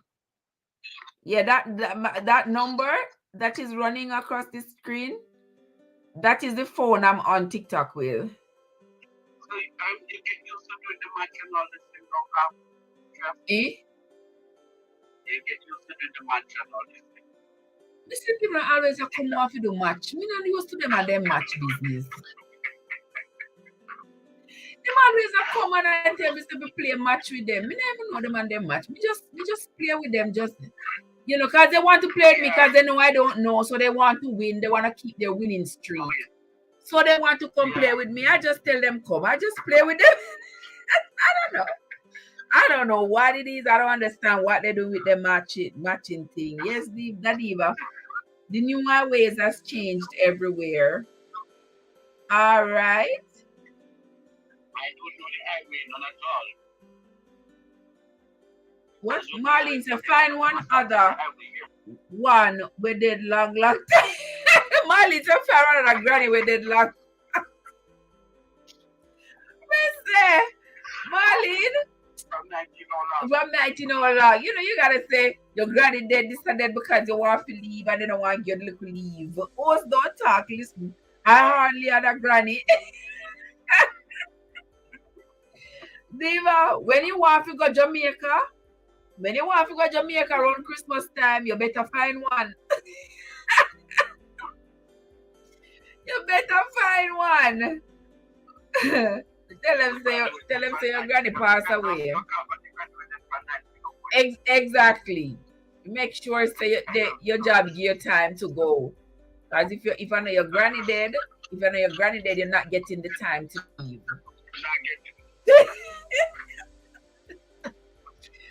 You already know you wasn't going to get leave this Christmas because it's not your time. And all of a sudden, you just make sure say granny passed away December 20. Granny passed away December 1st. Go and bury December 25th. This scam, we not have Let me tell you, Diva, you're gonna be surprised to know. You would have been surprised to know, sister. Our Marlene, you in UK as well? Overton, their work, man. So even though it is almost 4 o'clock in the morning, Overton. Almost 5 o'clock? Yeah. You're kidding. Yeah, it was 5. Oh, wow. What time left work, Overton? 7 o'clock? I leave 8 o'clock, but the guy will come in, will take over from me for the morning. Nobody comes early, so you get like about 37. Okay. Okay. Yeah, you normally get there early. M&G, say hello, everyone. I love you all so much. I am here on an eating spree tonight. Eating. You're going to have running belly. But she just don't, you have colic. You just don't eat cane, no, you eat jackfruit, you and JJ. Tell JJ hello for me. I hope I don't have colic. Yeah, she said she don't have colic. She hopes she don't have colic. But you know, eating jackfruit, eating jackfruit. Me love jackfruit too. I go back at the Jamaican store, the Caribbean store, go see if them have anymore. Have you ever roasted seed before? Yeah, me roast the seed, me boil the seed and eat. Me not gonna make one video the other day. You see the big piece of jackfruit me buy the other day for $20? Me take out the seed them and boil them. I was going to do one video with it, brother. When me finish eat them, remember about the video. I love it when you roast. Yeah, me love it roast, me love it boil. Me love jackfruit seed. Yeah, I love it. Me love it. Me love it. I remember that time me say me can do the same thing to guinea seed. You can do the same thing to guinea seed? I remember that tell me so, you know. Me never do it yet. Yeah. I never tried it. Me never try it yet. Mommy said me can do the same thing. Me can boil the guinea seed and eat the same way so. Okay. I mean, I say you might be right because I've always wondered the guinea seed no big stuff for nothing. Usually when you see one seed have so much to it, it usually have some nutritional value, but me just never try the guinea seed. Me just try up and swallow it and that's it. Thank you, M&G. M&G, love my background. Oh, Maryland. Maryland, especially in Maryland. Okay.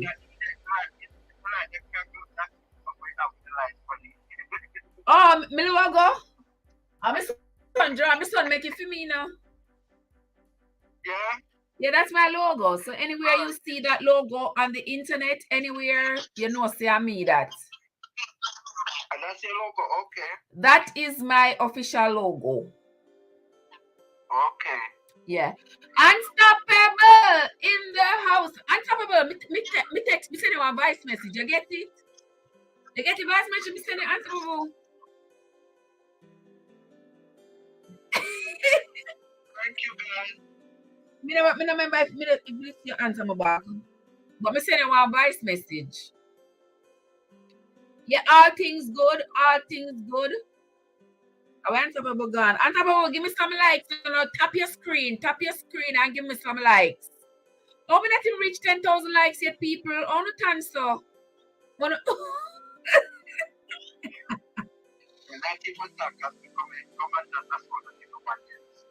Yeah, nobody know over by you yet.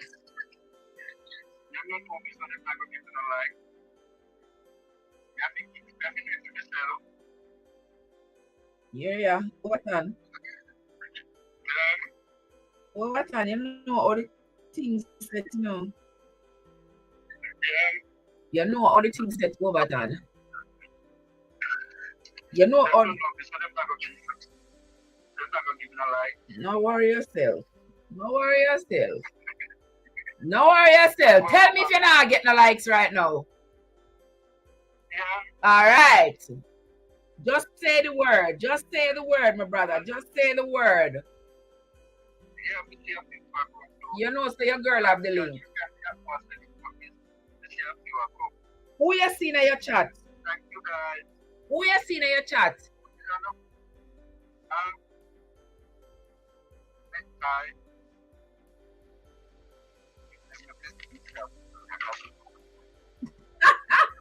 We are love.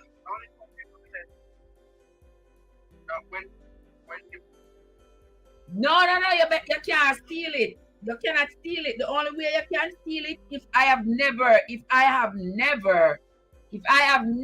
put it out. That's the only way you can steal it. So you know you can't. No, she tell me say she can't thief my logo. I say you can't thief it. Only way thief is unless me never put it out. Yeah, if me never put it out yet and you first put it out, then you can't thief it. But from me first put it out, you can't thief it no more. You gonna block up the phone over time.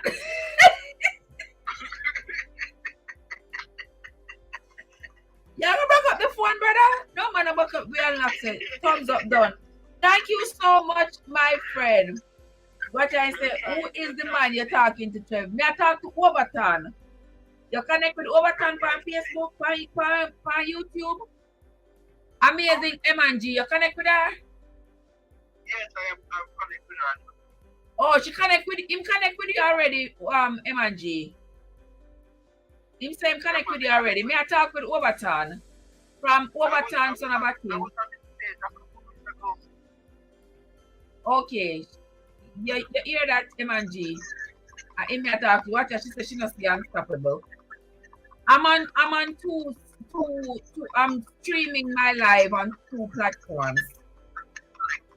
Yeah, they're on TikTok. I'm on YouTube at the same time. So that is why.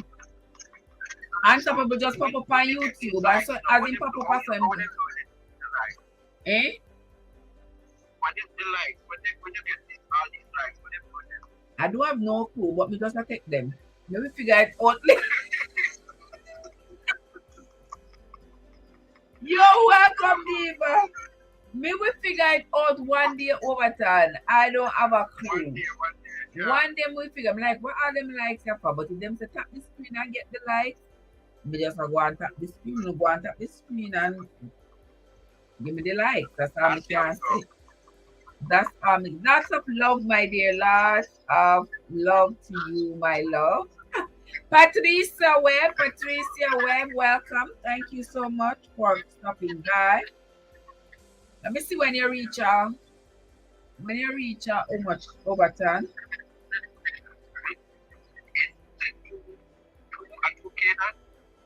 Wait, let me wait and see. Let me see. Let me see where you're there. Hold on. Yeah, they're 2.7. Yeah, man, they're 2,700. A 2 finger may I use tapping on Overton. What you mean?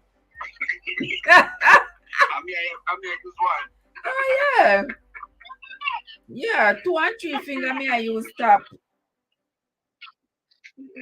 Yeah, so quick time. You reach up. She said she visit your house. M&G says she has visited your house before. Yes, she did. Yeah. Okay. Okay. Those parts that I did, I wanted to a review of the park because that's when the flowers and everything. Yeah, the one next one. Remember you did the one the other time. The one next one Overton. Yeah, the one next one up. Not another one. I feel all right, make you see if you get to your get to the promised land in a 1 year Overton. No man, hey Bryce, how you doing? Yeah man, you have to try. Thank you so much, Bryce. Because I've not been going live. Even if you're not go live, you feel put up the videos.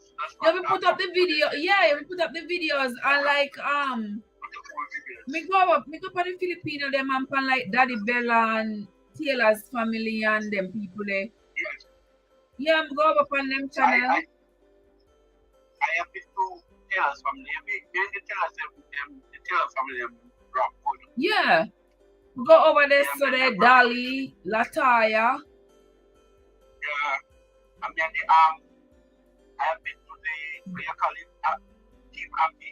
The Team Team Happy, yes. We got Team Happy. Team Happy, you got the Filipinos. Me there Filipinos. Me there over I did say you you reach your toes a long time. Yes, go over there.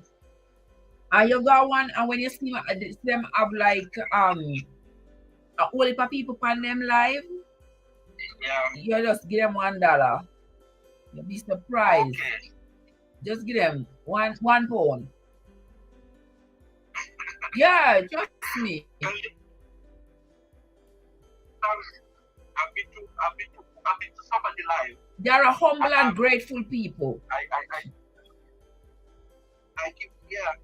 give some things on the live, and after we finish up, about 2 days later, we realized was about 5 or 10 people from that live came over. Exactly. After you put the donation in. Yes.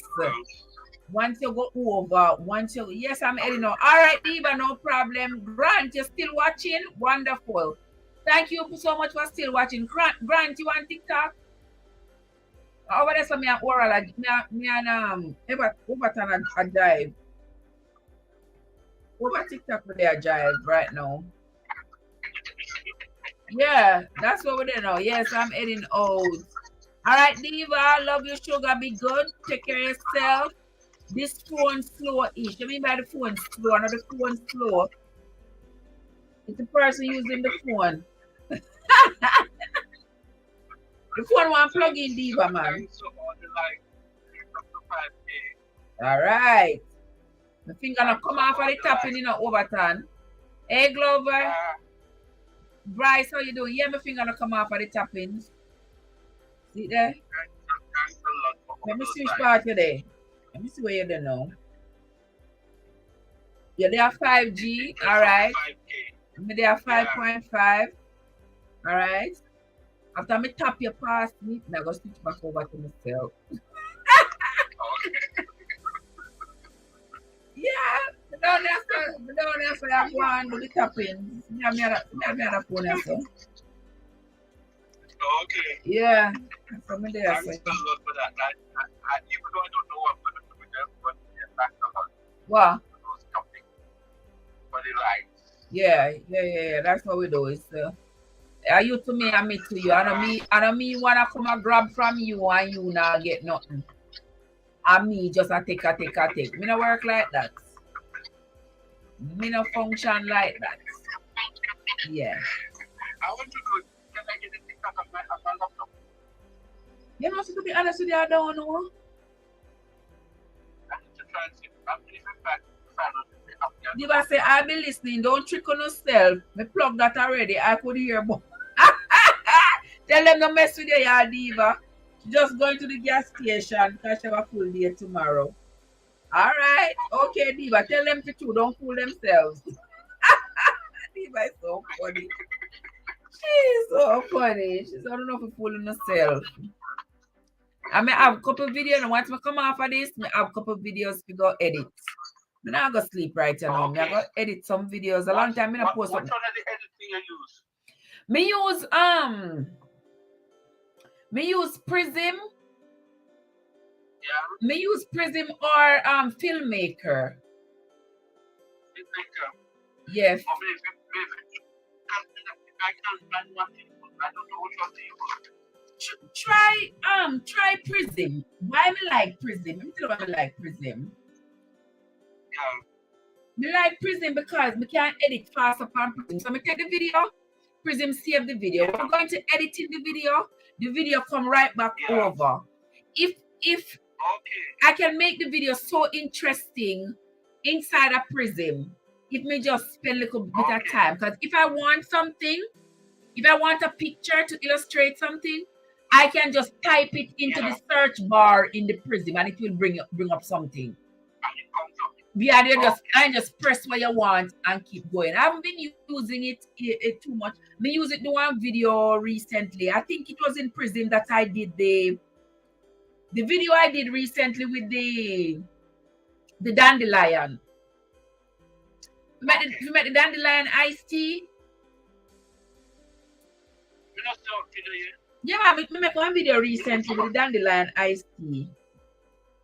But I had my peoples was working on doing some videos about the war because me noticed that on YouTube, lots of channels that didn't have much subscribers, but as soon as them start do the war, them subscribers gone up. But also me noticed to say YouTube is YouTube a crack down on small YouTubers who are cover the war. Okay. So me have to just back up. Me have to just back up. Me just back up. Yeah. Me have to just wheel and come again. Me have to just wheel and come again. So I'm like, oh my God. Oh my God. One Nation, I don't think I went to your host. I'm wondering. Please put up your link. Listen, M&G, look out for We Unlock Nation. I jot it down. I haven't installed it yet though. It can go on the laptop, Diva. You never know. You never know so it can go on the laptop. It can go on there? You don't know. Let me find out. Well, let me ask Google. Google, everybody Google certified. Everybody Google. Exactly. Let me see if it's on laptop.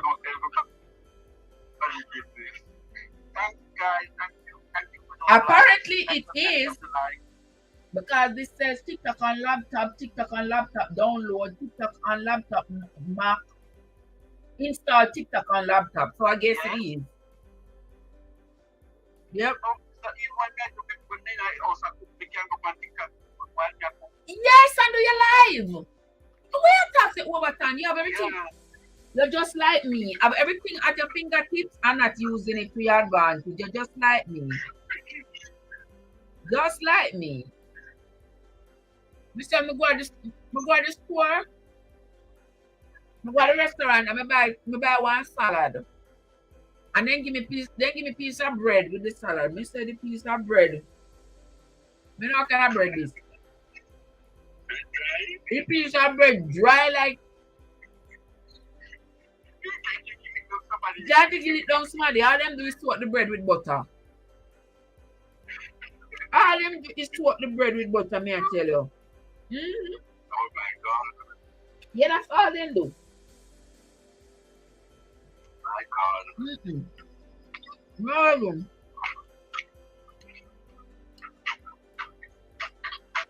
Oh. That's why I did ask about the S word. Oh, we not put the S word in the chat. But we don't want YouTube to give you a problem. We don't want the problem either, so we don't put the S word in the chat. Because YouTube will give us problems and we don't want no problem. We have enough. We have enough problems, no more. The thing is, I've got some videos in my phone. Mm-hmm. But if they're so short, if we piece them, they will be better. Put them up over so I make people watch them. Never hold it in my phone too.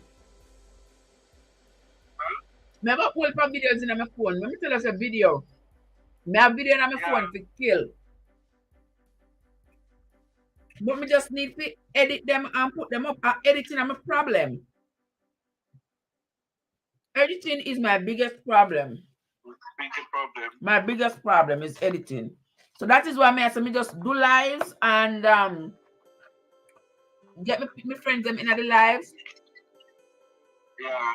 Me need we unlock the show me off to share the screen. So that when I do the news reports them, we can just do the share screen and then we just show on what me I watch. Marlene said, then give me prison bread. Marlene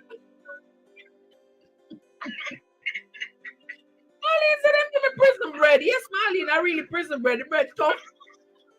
The bread toughy. And if you see the little salad where people them give me, then just dash the salad. Me say, I told me it hungry. Hungry, and me never did have a corn cook. I went to my daughter's recital. come play our saxophone. Okay. And I went to the recital this evening. I'm come home. And when I come home, I'm hungry. I'm just say, all right. I don't normally eat out, but let me go to Zaxby's go get the salad. I say people them just fling the salad. I never see one salad fling up stuff. And I got email Mr. Zaxby's because I expect better from them. This salad can't fling and dash, so I need to come from Zaxby's. $10 for the little that salad, you know. If I go to Walmart, go buy one bowl of salad, it wouldn't so expensive. $10. And all it have in it is some $10. Some without a cucumbers, some without a lettuce. Listen. $10. It's soft when it's burn, but not. Watch a diva say the bread soft when it's warm, but not after dry bread. You're right. We say the bread dry. If we fling the bread, that coming like the sassy diva. Mr. Sassy Diva the one bun and cheese challenge this evening. Me last so till. Me say, me have to tell her. Me say I must HTB bun that brother. The bun tough. HTB hard to bite bun. That one bun and cheese challenge. We say my word. Thank you, darling. That's my headband. I got a dollar store for $1. Yeah, I'm buy a long time. So just make me locks come over. Because my locks get too long. So it hang down in my eye. Yeah, so that's why I do that.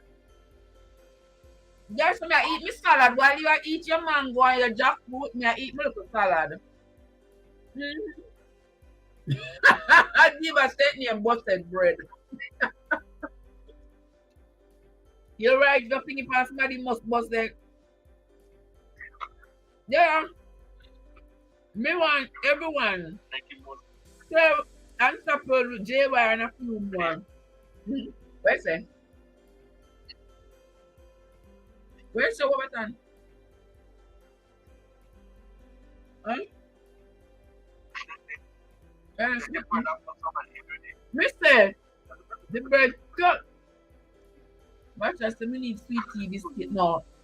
Should I eat sweet tea biscuit now? No, sir, M&G, you're going too bad. You eat jackfruit, you eat cane, you eat. You must have got. You definitely have to have colic tonight, no doubt about it. No doubt about it. You better make sure you have it. Make sure you have a chimney nearby. You're not going to reach the bathroom in time. You're not going to. No, sir. You're not going to reach the bathroom in time. Better have the chimney nearby. Trust me. Trust me. When that jackfruit explode, me say, Overton, me always hear mommy say we have to eat jackfruit at night. Right side of the bed. Right side of the bed. Well, me always hear mommy say that.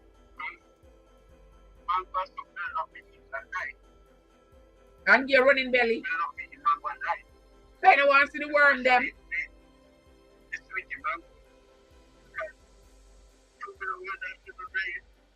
You don't want to see the worm them. Yeah, man. You don't hear this, guys? He eat the mango them at night because you don't want to see the worm them. Yeah, I'm sorry, me make you hungry. Yes, me can make you hungry when you did that eat mango, ripe breadfruit. So I stop everything. Me can make you hungry. Maribel, how are you, my love? Good to see you. I look like everything.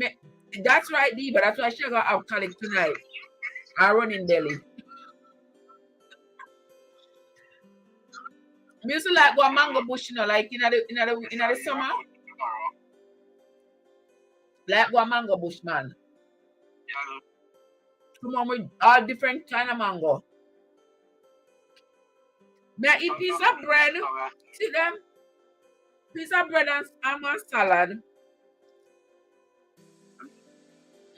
Listen. Let's go back. Yeah, man. Get one whole bag of black mango. Oh my God. Only thing I barely go like Marlene. Marlene say M&G belly go like bulky, you know.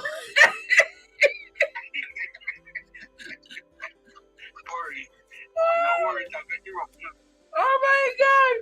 Yeah, me boy about the dandelion tea. You see from me channel, Grant. You see dandelion tea? Me cut off the yeah.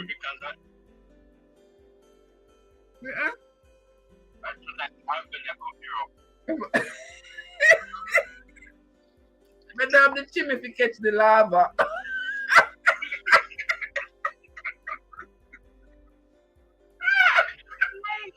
Oh, no bad. Only better leave M&G alone. So, Grant, the dandelion. I wish you were here, Maribel. Would I get some together? Listen, the dandelion tea. So the dandelion will come up in their yard as weed. Don't spray no Roundup on it though. When I use Roundup. The dandelion, the one with the leaf, like what? The dandelion. Like the sharp edge on it with the leaf. That's what it was. Does it have some sharp edges on it? You know, I don't know, to be honest with you. I don't think it have no sharp edge. It just have some leaf. When you root it up, the root look like one white carrot. Okay. Them say the root good for you, but I've never eaten the root.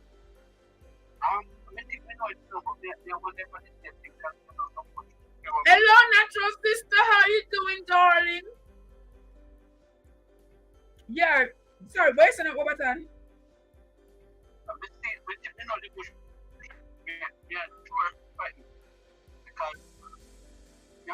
No, I say no. The dandelion we have in Jamaica. Yeah. Is the dandelion where go up on little small tree. Yeah. And it have the little like bean pods. Are you gonna check out the bean? It come like bean. Them have little long pods with some seed in it. And take out the seed them and pound them. My grandmother always pound them in our mortar and dust it out like coffee. Okay. And then use it to make the tea.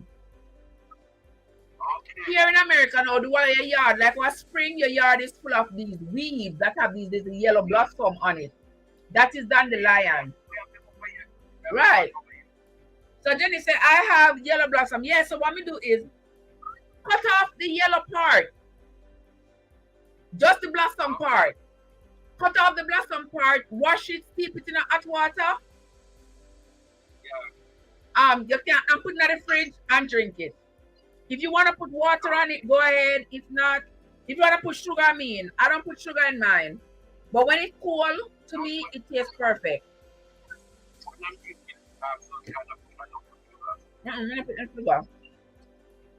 Yeah, thank you, Willa. I had a nurse when she passed away now, and she told me she only eat mango at night. Over time, him no want to chase the worm, them him no wants to them. Thank you so much, natural sister, for the like. Thank you very much. Over time, there's so much like you have now. Yeah, did they have 7G now? Yeah. All right. May I switch back off for you? So we can send myself rose and them something there. Oh, nice.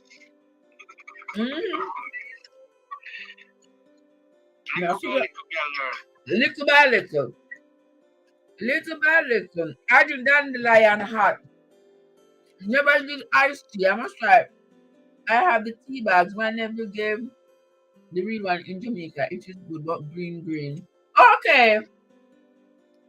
At night, I never finish the text. Oh. What your M&G say? Eating is one of her hobbies. Okay. All right. That's so I see. Because every time you come on the live, you're eating. And other day, you mess with us. When we were on the live, you tell you how much porridge you drink and make Green Nation almost jump through the phone to come to the porridge. So you ever eat? You know that? We know that. May I eat your lunch? May I eat for the night? This is all I'm gonna eat for the rest. This is all I'm eating today. I make sure I can put one diet, but you know I work overtime. You know what to do.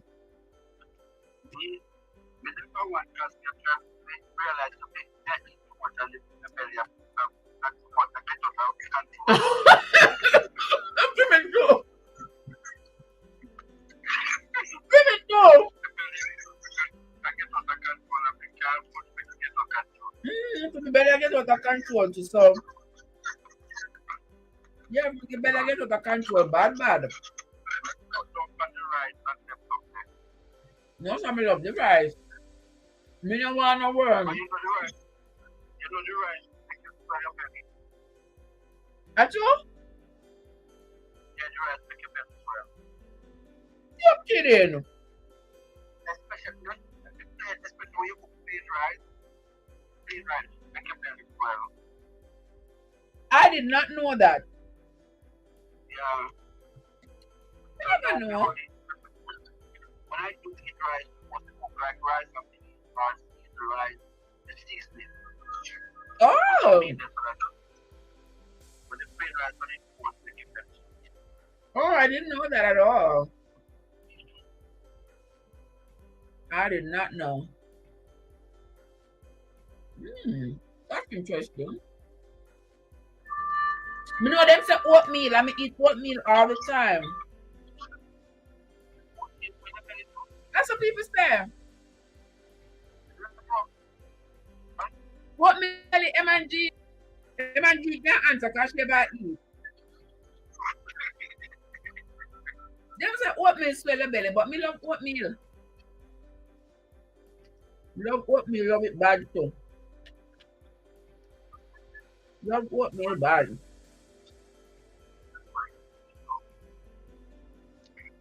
But my belly out of control. Don't know. Rice, big belly, and diabetes. Well, me love the jasmine rice. But it's so expensive. We use 1 cup of jasmine rice and 1 cup of regular rice. You know what they do the other day? Oh, me love bulgur. But me not cook every day. The man if you buy him, make bulgur rice with it.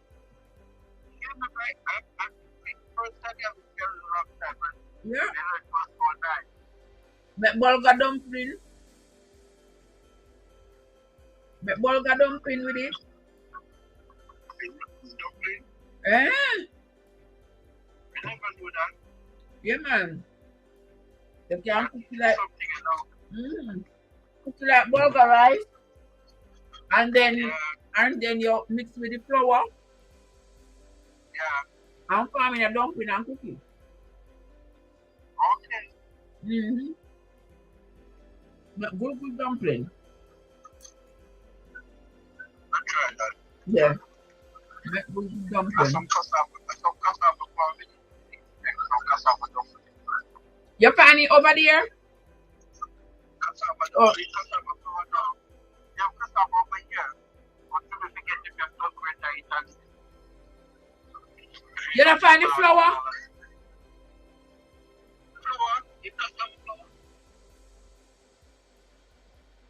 Yep.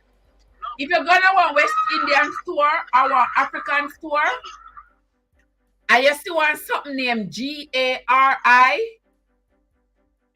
that is cassava, what them greater and it dry out. I eat me buy, I eat me use me bami. Gari. Gari, yeah. Okay. If you will find it at the store. It is grated cassava. Okay.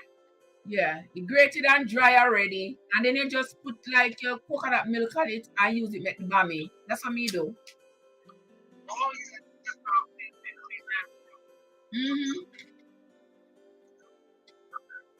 Let me use make bami.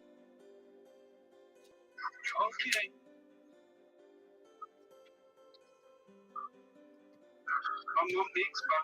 Yeah, me not grate on no cassava. Come crepe up my finger then. Right, guys, me not grate on no cassava and at this day and age. You come crepe up my finger then. No, sir. It not happen. It shall not happen.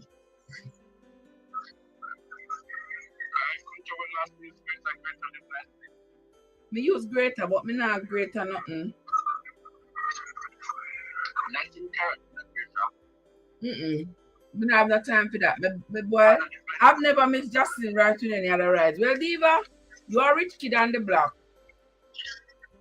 Me cannot afford it because when I go Miami, they have, excuse me, when I go Miami, they have in the store, buy $30 worth of grocery and you get a 20-pound bag of rice for like $3.99, $4.99.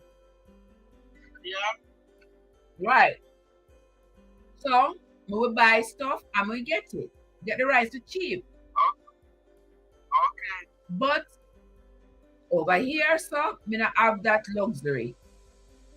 So me have to buy the Walmart bag of 20 rice for $9.99. Yeah.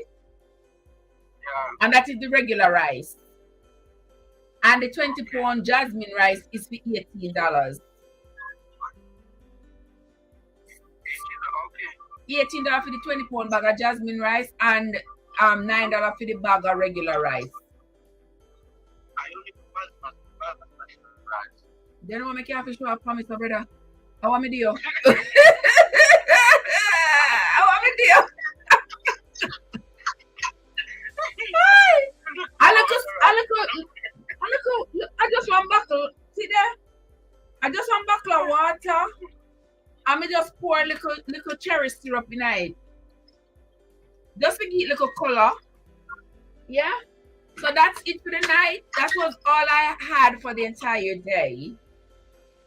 So, Sajani, you have natural flower, yellow blossoms. The yellow blossoms good only because too many of them are use too much pesticide on them. That's why. Yeah, like. Watch there, you're gone, left me, man. You're gone, left me to back foot.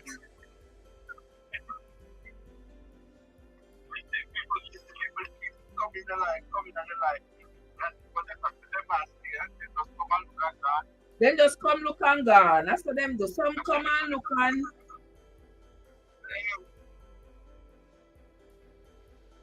some come look and leave a like or something.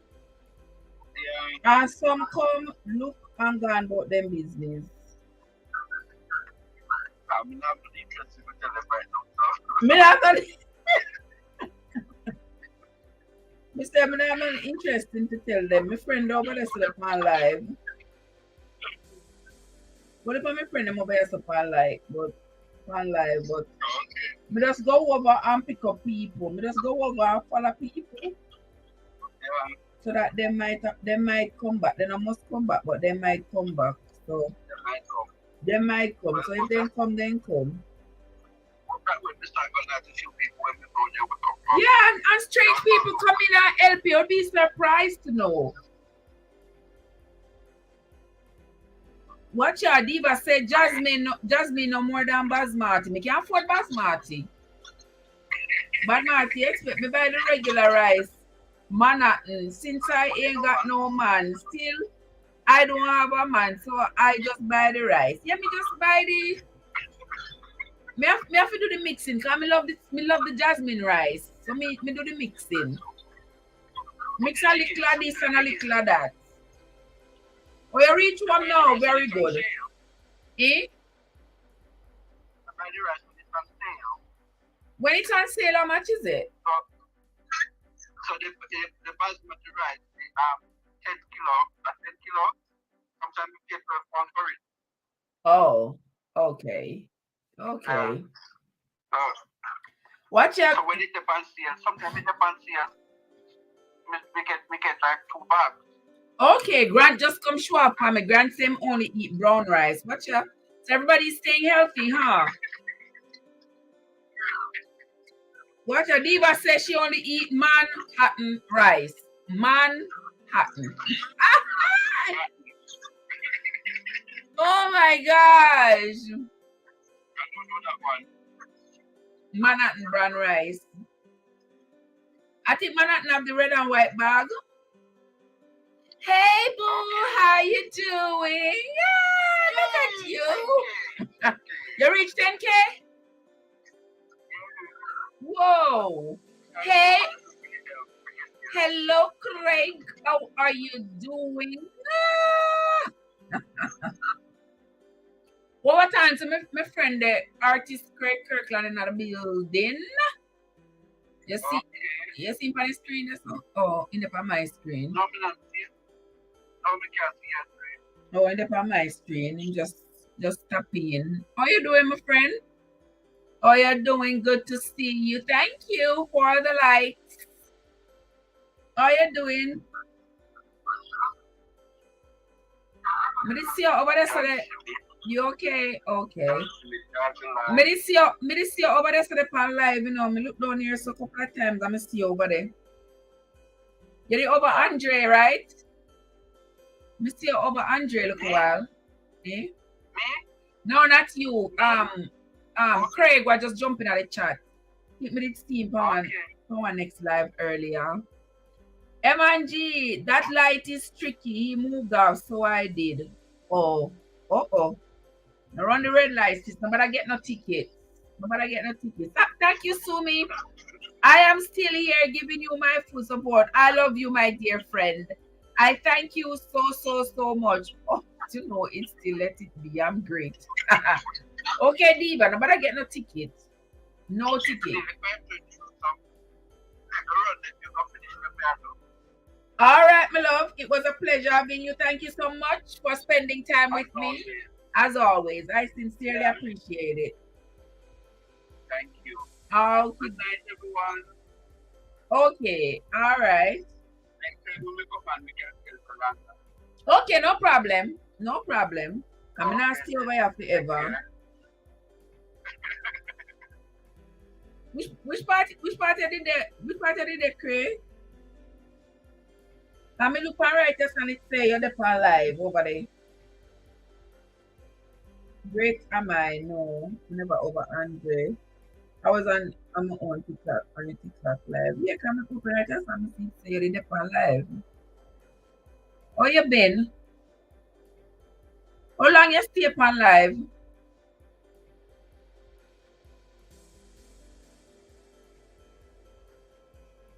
As when me click by your something, took me to Andre.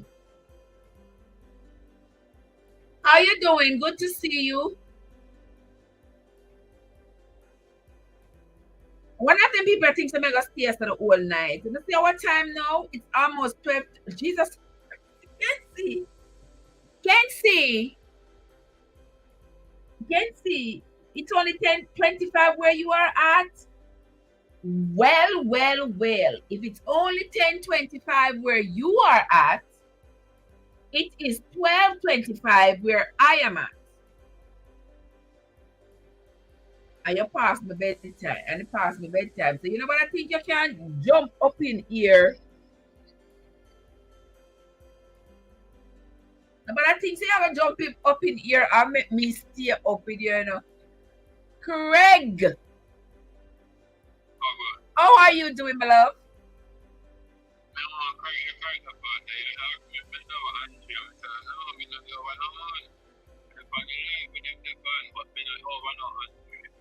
All right, sir. Thank you, sir. Eh?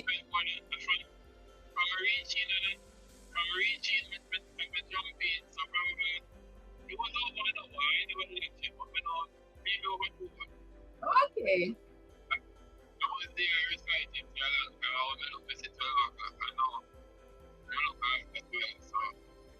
Oh. Oh, okay. Okay. Okay. Well, good. Nothing. Me dey here on TikTok and YouTube. You know, so me that do me red flag review and then me chat and chat. I see them and they are still here and still coming and it is 12:30. You know, think me I gonna sit down here.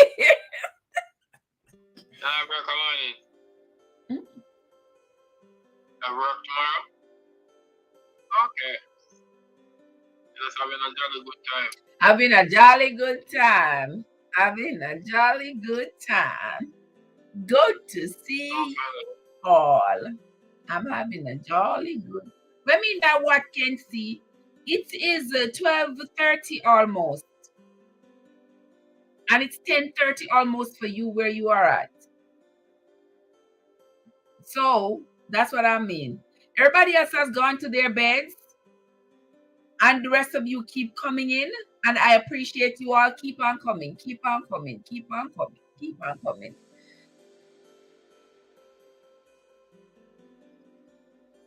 You're reciting and this whole time. I love you when you're reciting about me. Over the bloody. Me miss the one day, man. I'm click over there and I never put in my headphone. Come there, so I chat to Overton this one, I chat to them here, so. So. Yeah. When the ladies just jump in, then let's from my just get them where they want, you know? We're getting the paintbrush. The paintbrush from the artwork and the extension lens and all of them stuff. All of them stuff there. You can't even got the holiday in. That's so bad. Oh my gosh. There are only a few people have left here. So. The live I go down, like 5 people left. Yeah, guys, thank you all for staying. Can see. Where's the Craig?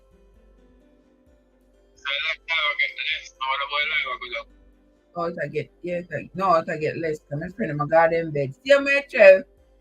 He's an hour ahead of me. You were 2 hours before. Yeah. You tend to forget. What is the Trev? The hairstyle. Me said the hairstyle turn up, not true.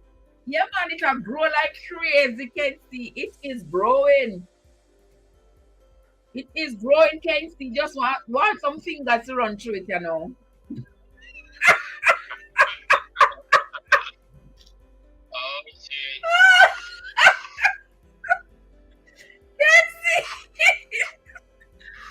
Can't see. Yeah, that's all it want, my friend. That's all it want now. Some fingers to run through. Yeah, the purple lipstick cannot talk to me. What do you think? The purple lipstick cannot talk to me. And I was the night from go on my bed, me there about me I put on lipstick. You never hear this?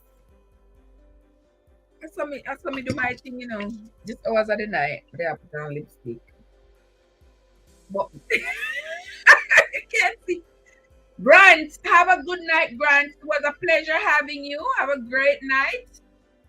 As always, it was a pleasure having you on the live, my love. Thank you so much for stopping by and staying with us for as long as you did. We sincerely appreciate it. You have yourself a good night. Come in, stay late hours for you now. The time you go to your bed. All right, B. Robinson. B. Robinson for life. How you doing? How you doing? How you doing? Welcome. Can't see. Allow me now. Allow me now, please. Oh my gosh. So what is going on with you now, Mr. Kirkland?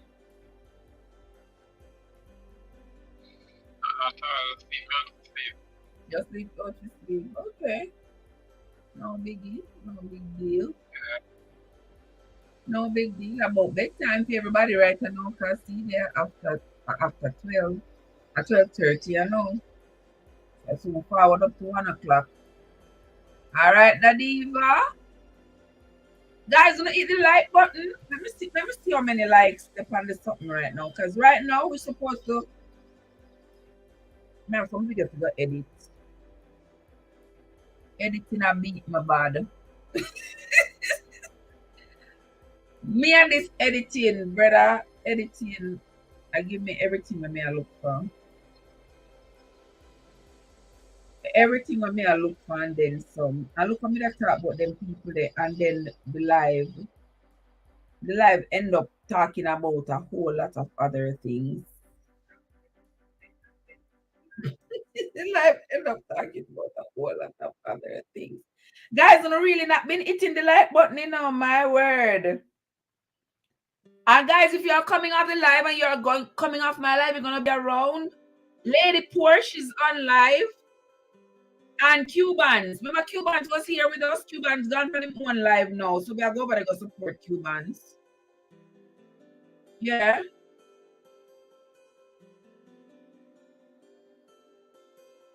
Yeah, we can always go over there go support our friends. Craig, Mr. Kirkland. Oh, you asleep? And not everybody gets and everybody get the and everybody get the privilege to put stories on YouTube, right? And everybody get the privilege to put stories on YouTube, right? I don't even know, to be honest. Probably is when you reach certain amount of numbers, but I'm not certain. Oh.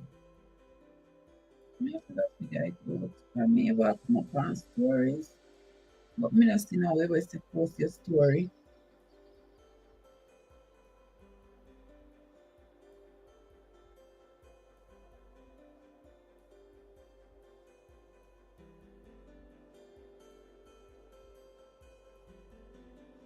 Yeah, so me not know. No, we can't get to it. But anyway, thank you, Louise, Loy, whoever, whatever it is that is in. Call the what? Call who? Make your reservation. What kind of reservation you make? Yeah, Cubans is on live, guys.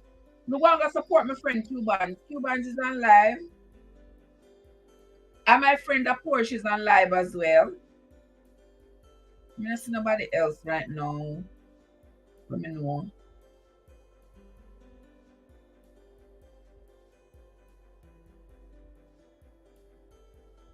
Yeah, I don't see anybody else. But those two are on live right now. So no can go so my friend Tara Vamos is on live as well. Go and go search to YouTube and support the people. Go and support because you can't get all the support. You have to support everybody. All right, M&G, go to bed. We are going to be closing off the live. We have been here now for over 4 hours. So we are going to be closing off the live and going to do whatever else we got to do for tonight. I'm gonna have to do some editing right here so that story I can put it up shorter than this as we talk about the whole live. So guys, that's going to be it for tonight. Thanks to everybody who came into the live tonight. Thanks to all of you. I cannot possibly thank you enough, and I cannot call everybody's name who came into the live. So I sincerely appreciate each and every one of you who stayed in. And my friend Brian over there was on TikTok. He stayed up with us for a long time under the live as well. And also Overton, son of a king, stayed up with us over there on TikTok. And now we have artist Craig Kirkland over there on TikTok.